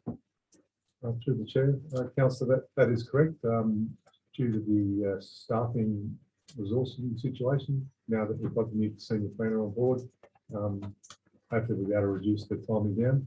In regards to the joint inspection, both by planner and the building inspector, if it's a joint application or a combined application with a DA and a construction certificate, that's why we need. That's why we do both inspections. Maybe better if it's done at the same time, but it depends on what the staff got on at that particular moment. But yeah, that answers your question. You know, I just can't understand when someone lodges the plan and it's been approved by the planning person. Until some construction takes place, I couldn't understand why the other person needed to visit the site. That was all. The only reason we knew is that it was on camera. Okay, thank you. Any other comments, councillors? The recommendation, all in favour? Carried, thank you. 112, 1403, monthly activity report, technical services. The recommendation is that the report is received as information. Councillor McKibben moving, thank you. A second to Councillor McKibben. Councillor McKibben. Thank you, Madam Mayor. A detailed report, and the work on Campbell's River Road is progressing at the moment very quickly, and it looks as though the base that's being prepared for that road is excellent, actually, and it's obviously the shoulders are out a lot wider than they were previously. But this is I'm no expert, my colleague next to me, but it does look as though the good job is being done. So, and it's being done fairly quickly. I'd imagine we're probably ahead of schedule, are we? Through the mayor, at this stage, we are travelling quite comfortably. However, looming into winter is our main concern. Yeah, and the wet weather that we've had. If I could, Madam Mayor, it's not a report, but I would like to ask, because I know it's the two bridges that we're replacing on Baldridge Road and Seals Creek Road, the wooden bridges. When is that work envisaged to be undertaken? And are we changing the alignment of approaches on either of those businesses? Through the mayor, the answer is later this year, in the later half of this year. Right. October through to December. And yes, the alignment will be changing on the Swallows Nest Bridge. Yeah, because a number of us have nearly missed the sides on occasion. At night, you've got to make sure that you take the turns quite quickly. I mean, not quickly, you go slowly, but you've got a sharp right, sharp left, whichever way you go. Yes. So we are changing the alignment. That's appreciated. And will they be much wider? Yeah, for the chair, certainly they'll cater for a dual lane carriageway on East Bridge. What weight limits apply? anticipated to be a T44, the old T44, which is up to about 68 ton, I believe. So it's quite substantial in terms of these. So they can take B doubles. That will be the case, I believe, yes. Even though the surrounding roads may not be able. And so just on Baldridge Road, I think we have discussed this before, but it's a road that continually requires maintenance because of the serrations that continue to appear in that road. I know it's a nightmare in Patterson Road. Is anything, we have discussed, is anything envisaged for the future as to what we can do with that road to improve the amount of maintenance we have to undertake? For the chair, I think that's a decision for the council, I think ultimately, but good gravel is probably paramount in the initial stages, as aside from then that goes progressive, looking at progressive sealing, I suppose, of the road then to reduce the need of ongoing maintenance to the road. Does the through traffic justify sealing? Through the chair, but I don't certainly have numbers known, but I know there are certainly heavy vehicle activities upon a lot of those roads, Baldridge Road in one. So certainly would warrant potentially revisiting sometime in the future. Thank you. Technical services. I commend the report. Thank you. Councillor Gibbons? Through the chair. It's a massive program. I just like to pass on great regards for the technical services for the amount of work that's happening in Oberon Council this year. I don't think I've ever seen it happen like this before. They're fairly well on top of it, and it's going great. So pass that on to the staff. Just at the Baldridges Road, I think it's being an old road again. It needs 4 culverts, and whether we can do that through the maintenance program, I'm not sure. But it's breaking up of the water flow, even though I know you can put a few more culverts in that hill. The hill's the worst, I think, I've never broken out. But whether that could be targeted a bit more with runoff through the culverts. But good report, and let's keep it going. Thank you, Councillor. Any other comments on this report, Councillor McCarthy? Just to the engineer, the Mount Olive Road is just graded, good job, but the table drains are full. Can you support the grader driver by clean them out after or before, or he's got nowhere to go with the material that sits in there, so therefore you can't get the water off the road. Fills the table drain up, and all can do is come back out and erode the road again. So Yeah, through the chair, it's all the way down, right? take that on board. Given it's a highly erosive granite sort of type country, especially on the hillside or the steeper gradient sections, it's susceptible to high erosion. So I think in pulling the drains out, which the grader operators are expected to do, again, it's very hard to, I suppose, stop the concentration of water on the particularly on the insides from the creating substantial erosion where it can't get off. We have to put more culverts in that particular hillside to try and prevent that, but I think again it's probably one of those sections that may ultimately in the future again look at council may have to review that, looking at bitumen soil to clean up. I think where you put the culverts were further down. This is the top end near the meadows, and you can see where the grader driver's got nowhere. He's just pushed the material in, and the thing's already full, so he's got nowhere to put his material.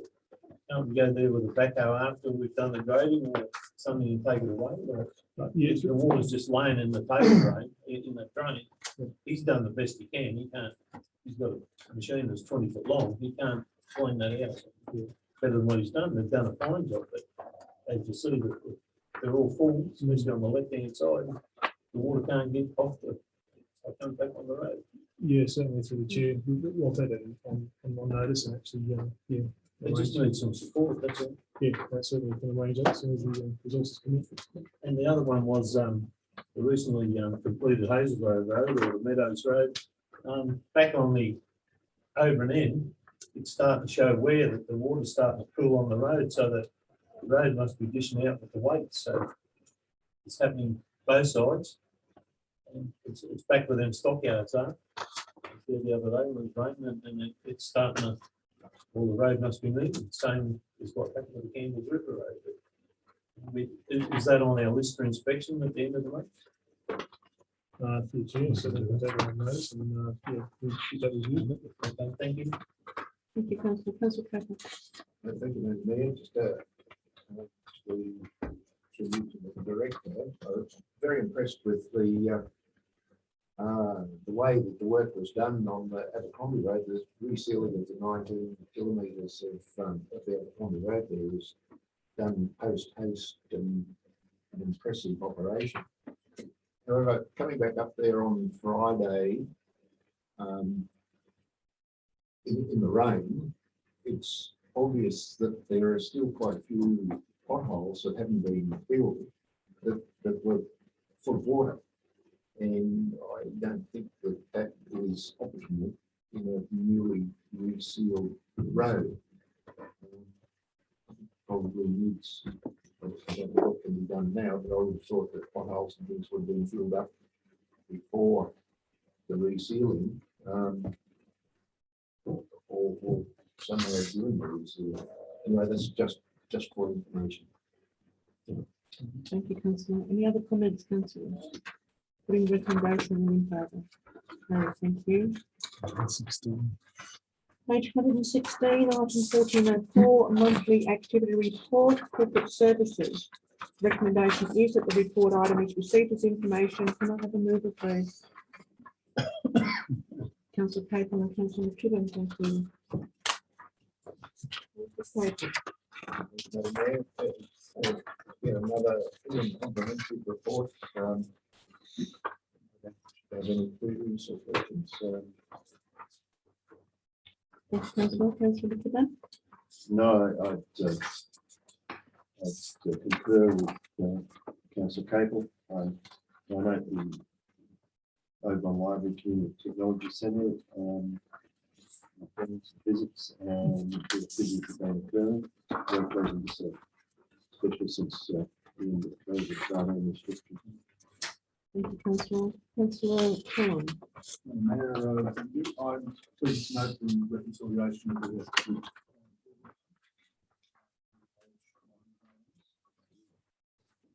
council's a good picture of reasons are within the town clerk on what we're in the. Thank you, councillor. Councillor Dunn. There, probably all received a bit of conversation about the town recently. And, I don't necessarily agree with it, but I note that my experience that directions guiding the town improvement fund seem to have different interpretations over time. Mainly politically driven, certainly not driven from us, but outside our school. We just might appreciate some clarification, not now, but on notice from yourself or the general manager, refuting the information we've been circularised with this guide to all of us on the guidelines that are applicable to use of town improvement. I'm quite happy with it. Happy to provide the guidelines, councillor. And through the chair, the guidelines have been previously provided in a public forum. The answer to that question. Any other comments, you councillors? Put the recommendation all in favour. No, thank you. Page 122, 1405, statement of investments. The recommendation is that council receive report item 1405 as information. Can I have a mover, please?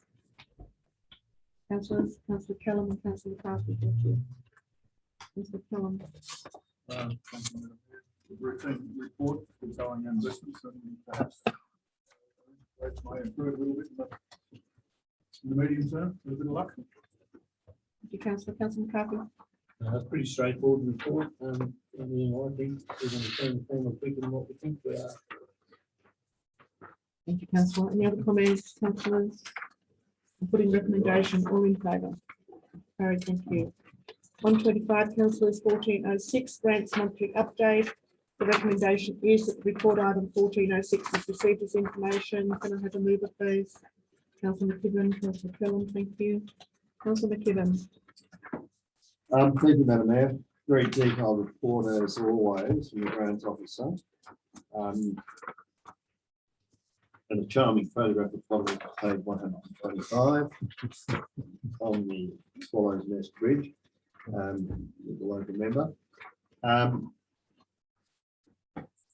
Reading through this, and in particular on the page 128, the Commonwealth Ground Stage 1 grant request, I was a little bit confused here. We've already secured partial funding of the 349,579. Is that correct? We have funding at 349,000 now, yes. We have that at 579. Yes, that's correct. So we Yep. have that funding. Yep. So in relation to the plan presented today, we haven't got a costing on this, obviously, and we're having our landscaper look at it.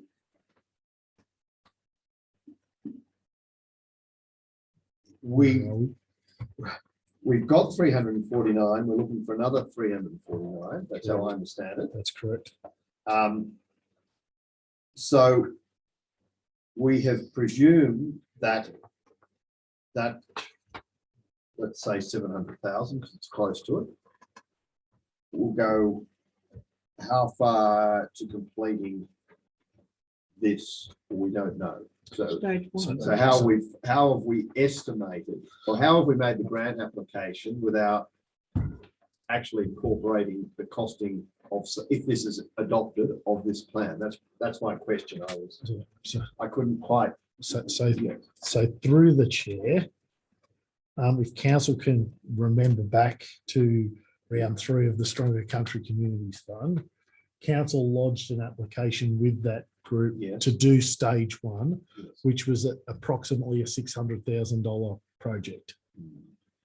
As part of the 350 that we got, we had to reduce the scope of the current of that project. The ability to then reuse that information that we've had in the previous project has allowed us to get to the level that we are. Understand that. And that is the creation of a stage 1 cricket ground, drainage, landscaping, irrigation. It doesn't complete, let's call it the proposal from that you've seen today. Anything above, let's say the car park. I was going with the amphitheatre, but the car parks have been like that. So anything from there on would need to be subject to further. Okay, so what I'm asking is, are we satisfied? The current money we've got under the drought communities grant, plus what we're now applying for, would be able to do the ground as anticipated in this proposal? Through the chair, no, because you haven't endorsed that. And we haven't costed it. That's right. So we've costed a hypothetical ground that we came up with. Yep. Not an actual ground. Okay, so there still could be a mismatch. This could cost more than what we've actually applied for. Through the chair, it would cost a substantial much more than what you have, which is what also has been acknowledged by the group by saying, well, we understand this would be a stage project over a number of years. The first stage, which is the non-negotiables from my perspective, would be that resolution from council that says this is our stage 1, and that's where we've looked to get the dollar for dollar funding through the bushfire fund to get that project up and running. So through you, Madam Mayor, are we actually looking at putting, and I know council hasn't endorsed this, but at some stage, we're going to be need to do a costing of, let's say, from the car park to the O'Connell Road. Yep. To actually know how that fits with what we have and what we've requested. So it's through, And it may not be, I would have thought that that costing needs to be done sooner than later, so that we actually know what the cost of this proposal is and how it meshes with what we have and what we've requested, and know what the delta is if there's a delta. I'm not suggesting anything about the car park. I'm suggesting, as you said, from the car park down, not including the car park. Well, I just think that's an exercise that needs to be done. noted and agreed. Even before this comes to council to endorse it, because we need to know what the delta is and what the options are. But what will come to council for endorsement will be planned from the architect, Yes. integrating All sorts of things. all sorts of things, and that So when would, my question, I suppose, is when would we be likely to be in a position to view that plan and that costing in particular? So through the chair, our landscape architect has been engaged. That person has gone away and is looking at the site. She's been on site. We've had a number of discussions already. A brief's been prepared. She will bring back, similar to how we undertook the master plan at the Common. However, this is on a much smaller scale than what the master plan at the Common would be. I would suspect that in the next month, we'll be in a position to be able to at least put it on exhibition and give some opportunities for the community to comment. My only concern is that we don't want to pay twice. Well, we don't want to pay for a consultant to do exactly what has already been done by the O'Connell Community Group. In that, I realise our landscape guard, the person may go into more detail, but this is obviously had a reputable architect do it. So I'm just wondering how we get value for money from our landscape architect without doing duplication work. Through the chair, I think it's been acknowledged by both the person who put that plan together, that it absolutely needs the expertise of a landscape architect to come up with a final design. It's been acknowledged that this is a good starting point. However, there's a number of things that need to be undertaken. And one of those is further consultation from council to the whole of the community. And I'm not suggesting that the whole of the community couldn't comment on the proposal, but there are others that we need to consult in this space. So we're trying to be as transparent as we possibly can. So at what stage do we get a quantity surveyor or someone in to actually to do an estimate cost? Through the chair through the stages. Taking your point into consideration, it will be imperative for council to understand where our staging sits. Yeah, no, that's, I understand you would be right onto it, but I just wanted to make sure we have to get a costing at some stage to know if we get the second grant. What does that get us? What's that get us? What is the shortfall, if there's a shortfall? So that we have that to play with as well as this. I mean, I think this is a fantastic concept, but we also have to pay for it. I mean, if we do it in stages, I'm happy with that. But you know, we've applied for money, but we actually don't know if that money's, how much of it's going to be covered if we go this way. And equally, if you don't get that fund, what will the 349,000 get us? That's right. Thank you, Councillor. Councillor Kane. I think that we're spending a lot of time there, not really going very far, because it simply says we've got a mud map in front of us, we've got an amount of money, and we're going to figure it out in the due course. And I think we've spent a lot of time getting to what was actually very simple. Thank you, Councillor. Any other comments on this one? Mr. Johnny. Checking out, we're still 406. I should have thought about before. I was been nagging me, and I forgot it. The Swallows Nest Rotary and the Sills Creek. Baldridge. That's in Baldridge. Is it possible when we were doing the Abercrombie Road, I think every meeting, I said, can we have the bridge? Can we have the bridge? And they said, no. And then eventually, asked as well, we got the Abercrombie Bridge, we got the timbers. And they went to the council depot and some have been used. And I think there's maybe the opportunity for local people as well as the council to continue to use some of those aged timbers. I was just wondering rather than piling the stuff up and burning it, or whatever we're going to do, to use the technical services, is it practical to consider bringing those timbers that are potentially reusable back into the council compound and building another big pile for the snakes to live in? Or just retaining that timber for potential future use? Is that a matter for you? I get to the chair, but I don't have any, I don't foresee any issues in bringing them back. It's just a matter of, saving them and bringing them back. Put in our holding area, and we can get, and then suitable timbers that are already structural in town, is something we do, I guess. Not always structural, it could be artistic, it could be groups who'd be interested in that material. I appreciate it very much. Madam Mayor, do I have to declare a declaration of interest, because I might put a tender into some of that material. Not at this point. Through the chair, it's Not at not for this point. sale. Not for sale, right? Okay, any other comments? Councillor McCarthy? Madam Mayor, I support councillor Donny in respect that the timber you and the mayor pushing understanding on is probably more usable.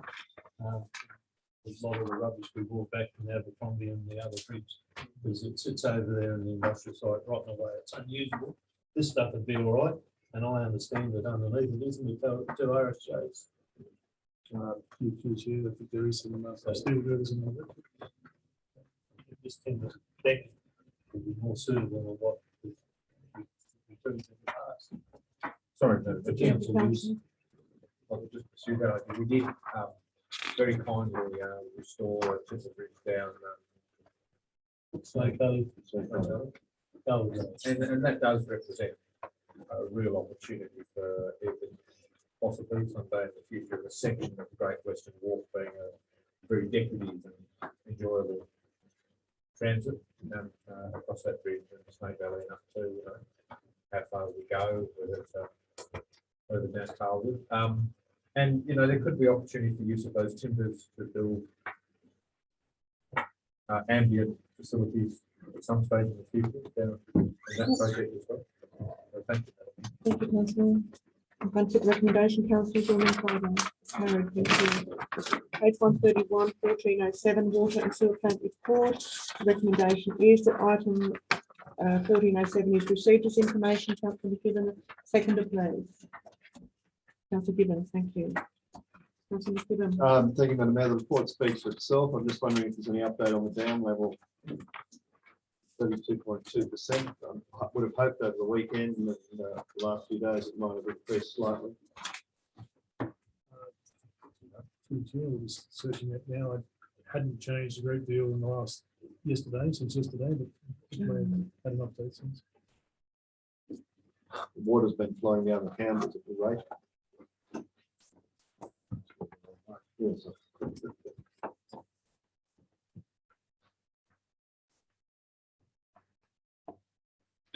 32.8%, councillor, It's gone up a little bit. as of Friday, the 12th of March. So Might have gone up. Councillor Gibbon. Yeah, just for information, there's over 100 mils fell there since Friday, so hopefully it has had a fair boost. We had 102 at home. Yeah, just accept the report. Thank you. Any other comments, councillors? With the recommendation, all in favour? Carried, thank you. 1408, councillors, page 134, monthly update, status of council resolutions. The recommendation is that the report item is received as information. Can I please have a mover? Councillor Capel and a seconder, please. Councillor Gibbon. Mr. Capel. Report as usual. Thank you. Councillor Gibbon. Thank you, Madam Mayor. Look, I think it's a comprehensive report. I just asked, as I've noted the general manager, page 138, the date for the application for the JRPP for the sports complex should just be noted. Was it the 27th of January? I know the grant funding under the bushfire No, no. resilience was lodged then. Okay, an application was lodged to council. Yeah, it was the end of February as indicated, councillors. I think it was the 27th, but 27th, what I've said is I'll note it and I'll put it in there moving just forward. so we can keep track of it. Yep, absolutely.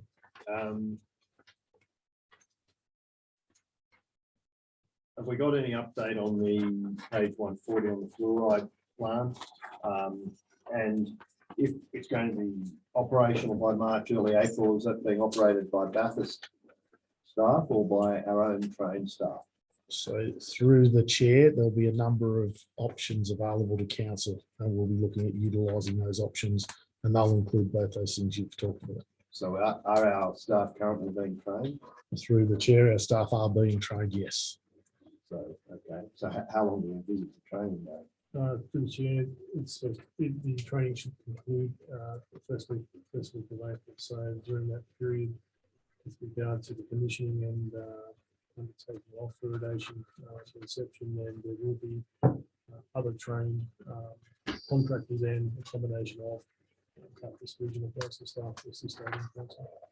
So if our people finish training early April, then they should be getting onto the job pretty quickly. So, yeah, through the chair, so as soon as they become certified, which is part of the course requirement, will be an official handover, as I said, between Bathurst Regional Council to council staff, which council staff will continue to work alongside Bathurst Regional Council during that process of fluoridation, testing to water. So that'll take a couple of weeks. Again, as you know, it's only proposed to take, yes, a couple of weeks with Bathurst Regional Council in that place, and then we begin to council staff, over council staff. So noting Easter's early April, we're probably looking at second or third week of April.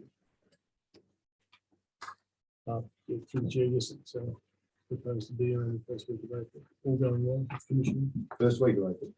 Very best, yes. Noting that Easter falls on the last weekend in March That's right. and the yeah. first weekend and the first That's week what of I April. just said, yes, yeah. That's why I said it. Yeah. It's also why the action item says what it does. Okay, that's all I have. Thank you, Madam Mayor. Thank you, councillor. Any other comments, councillor McCarthy? Yeah, just a clarification on page 145. To the director's, we had a report about the purchase of the travel pit on Fell Timber Road, and the report showed that it was purchased from Mr. and Mrs. Is it not held in the family of 5 members? Yeah, through the chair, that is correct. That was certainly a mistake. It actually is in a trust. Okay, thank you. Any other comments on this one, councillor? Councillor Gibbons? Page 142, Black Springs Community Hall Committee meeting about the approval for staff to arrange an inspection and quotes. Anything happen there yet? Through the mayor, as reported at the last Black Springs community meeting, the director of planning and I are scheduling an inspection at this point in time. Just to elaborate, I was there Friday evening and the builders were there with the toilets and there was a fairly heavy shower of rain.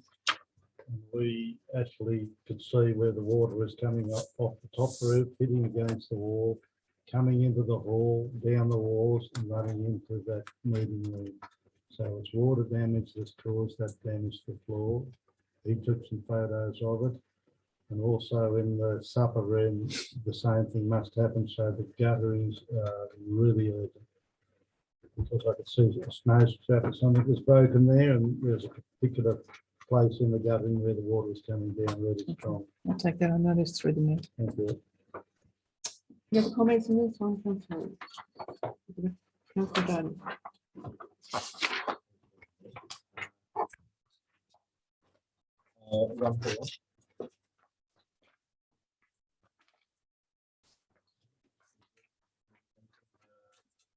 The painting down Warrego Lane. refers to the volume of work, but it's a great time. You know, is that have the chance of going ahead with the second phase of 2021 or? Yeah, to the chair, at this stage, it's the anticipation of the remaining 50% of the trees This one? planted by the end of this month. Yeah, good thing, I appreciate that. You know, we'll have to do that. Also.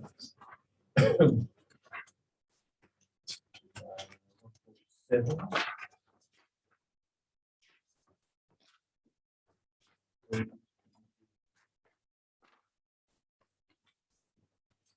Just through you, Madam Mayor, to Councillor McCarthy. What's the report? Right, you know, point 3 at the bottom there. Council notes study and open space for both cycleways done by Mr. Stewart.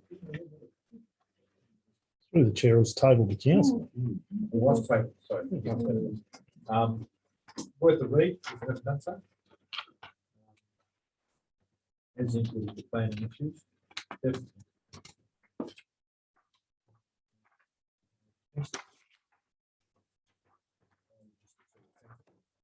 Any other comments, councillors? Putting records. Just a clarification, due to the load on the park staff, from the cleaning of Warrigal Lane, is there sufficient budget there to be done on overtime, like to their flat strap? And I'd like the trees to go in as well, to make sure it happens. Is there sufficient funds? Through the chair, that I spoke with the relevant staff, they agree that they still complete the 50% planning that's remaining to be done. So as the general manager indicated earlier, other staff are being sorted now in terms of to help facilitate that area. Okay, thank you. Thank you, councillors. I'm putting the recommendation. All in favour? Carried. Thank you. Okay, 151, item 1409, councillors, Oberon Waste Depot. The recommendation is that report item 1409 is received as information. Can I have someone to move that, please?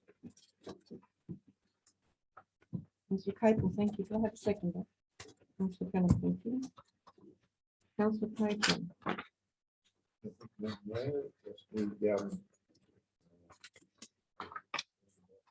Waste depot last time we talked about it. Good to receive this, the report on what's going on thus far. Pleased to see the somewhere in there, I think it mentions that the mulching of all that big pile of green waste that was out there. I suspect there was a fair bit of it might have been particularly green, and I did see the mulched up stuff and wondered what it was going to be used for. So an ideal use for it was around to settle things down. Thank you. Thank you, councillor. Councillor Kellam. Madam Mayor, I have nothing substantial to add to that. Provide a summary of where the waste area is going. I think some of the points are a little bit glossed over. I've noticed the motion. Just through the chair, it's noted that another report will need to be furnished with council at this point in time, going into depth with the thing. It's at no point want to gloss over the requirements of the notice of motion. However, at the time, it's just trying to give the information back to council on where we are today and leading towards where we're going to head into the future. Thank you, Madam Mayor. Look, I'm pleased to see the bottom two paragraphs of page 151. What's been done to address some of the issues. And I note the second paragraph and the comment halfway down, which notes that the tip facility is 12 to 18 months. I'm assuming that means the current cells at the tip facility.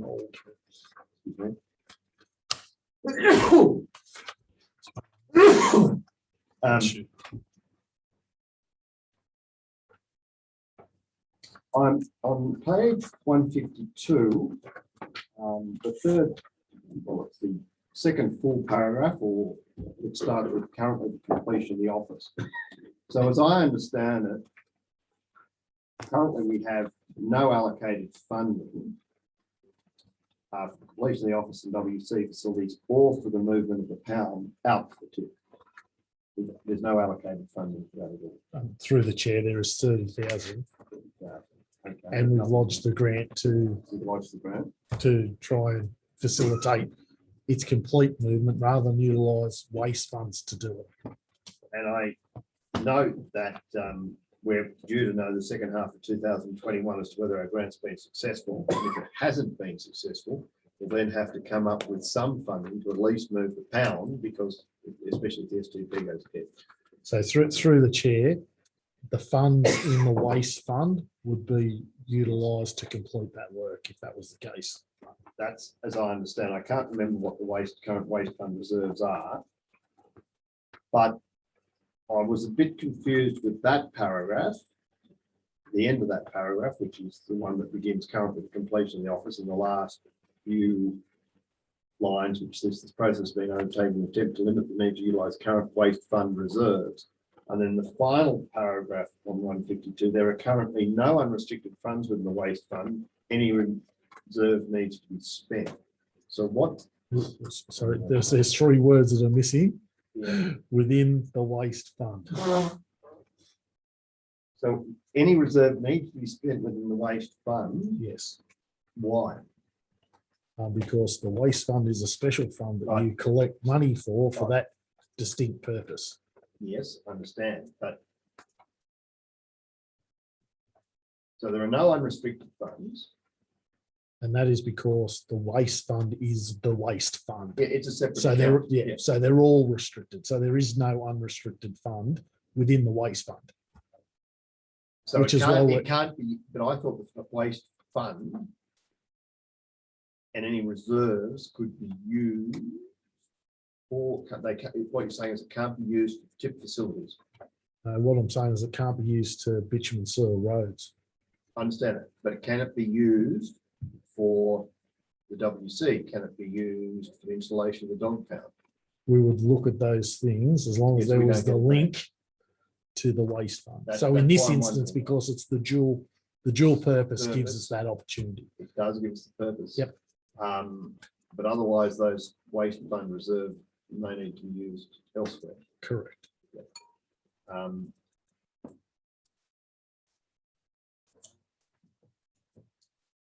Okay, but I thought the last sentence was a little confusing, because It's absolutely taken there on are board. It currently was confusing. no Didn't finish. unrestricted funds within the waste fund that cannot be used for work not associated Correct. with waste facilities or something like that. I would have understood that. Well, through the chair, the reason why it said the current unrestricted funds that exist in the waste fund is part of the notice of motion. We just wanted to confirm that there are no unrestricted funds within the waste fund. They've been restricted to the waste fund. Okay, well, That's what we were trying to. and maybe that's why we worded point 4 incorrectly, is I think we meant what funds exist within the waste fund that could be utilised for Other things within the for things waste. within the waste fund. I think And- that's probably our wording. And I think that what councillors will be aware of is that another report will be brought back Yes. and that information will be provided to you. Well, I think we just need to clarify that's probably what Paul's saying rather than what it says. We did that. We were just trying to deal with it as it was presented. Any other comments on this? Councillor McCarthy? Madam Mayor. Number 3, the costing of the solar panel and to the waste depot out there. It's a part of the operation of the waste depot, because I understand that if you're not out there early enough to get the solar panel going, you don't have the power to use the machines that are out there. Apparently, and there's conflict between the staff and back here. So, isn't it a part that it should be utilised straight away and put the damn thing out there? Or if you give it a ring, we call for the report And this seems to go around the circle because unless you've got the proper power source out there, we're not achieving, we've got the staffing conflict from out there to back in the office. So, The way I see it, so through the chair, the second last paragraph dictates, yes, we know that we're looking at solar, but there's other opportunities and maybe we should investigate those for long-term benefits rather than short-term ones. That's what the paragraph states. I haven't said that. We looked at the power on it years ago when Aruna was a thing, and I don't think the report came back to council there. There was 3 options given by the provider. Yep, there was a number of and we never options. took any of them up. No, because they were too expensive at the time. I just can't believe that we're not assisting our staff out there, that make things simple. That's all. So we have an income source. In the last financial year, we get $40,000 in recycled iron alone, recycled metal. Oh, So isn't that in take the a fund? notice. Absolutely. And we should have money in the fund because we have Borg and we have, what's saying, Queen away going there all the time. There is absolutely money in the fund. What I will do is bring back a report to council once our consultant goes through that program around what it's going to cost council, 1, to close the old cell, 2, to open the new cell, and 3, to get the facility to a level that meets all the requirements of its license. So that's what I want to do rather than saying, well, we can rob Peter to pay Paul. And we also need a report in that we have the green stuff going there that's tipped for free. It costs the blade to engage is $80,000 an hour or something for the blade that's out there with an excavator and machine. But he's putting dirt through that machine. That dirt shouldn't be in that green part. And we're charging them nothing to dump all that there, aren't we? Through the chair, the issues we've got with green waste are many. The major one is that people seem to put all the stuff underneath the green waste, put the green waste on top. So I've got green waste and empty it all into the pile. When it comes to going through that mulcher, there's issues with that, which adds cost. But yes, you're right. Green waste is a free service that we provide, that we continue to offer our community. And until council make a decision to do something else, that's what we'll continue to do. With the cost of the supervisor camera, it could be there back into the hut, wouldn't cost much. And it reap its reward pretty quick. Oh, no. Yeah. Finish, Councillor? Thank you. Councillor McKibben? Sorry, a couple of just, could we state when the report's likely to drive over back to council at the May meeting? Yeah. June meeting? We're hoping May, because the project with our consultant will take between 4 to 6 weeks. So All right, so can we know May, please? we're trying for May. That's So what when we do the issue before, but I take it will go into this report. it If we will. could, put hope, even if we put hopefully May or Yeah. estimated May, I don't mind, just let's put a date, May 2021. So at least Action- we know where to drive for. Actions will be provided within the action status report. Yeah, if we can put a date in there. Look, I do think the idea of a camera or something for these people who don't abide by the green waste thing is serious. I know that there have been fines imposed by some council on people who do as you say, they cover their other rubbish with green waste. You only got to find a few people and the word gets round. So I know we don't have probably enough staff out there to do this, but we maybe should look at it because you only got to find a couple and the word gets round. Watch this space, council. I'm assuming this will come back That's into right. review. Well, I mean, As suggesting a- before, if you've got it before there, that, so- before that, I think the general managers, I think through you know, suggested that before that, we're looking at the Potential, yes. yeah, I Okay. commend that. Okay, councillors, I'm putting the recommendation, all in favour? Carried, thank you. Page 153, there is no urgent business this evening. Item 16, closed session confidential reports. There are no closed session or confidential reports this evening.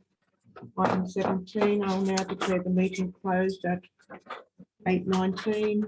The next ordinary council meeting of Oberon Council will be held on Tuesday, the 20th of April 2021, commencing at 5:30 p.m. Thank you, councillors. No, No. is that a record? Is that a record?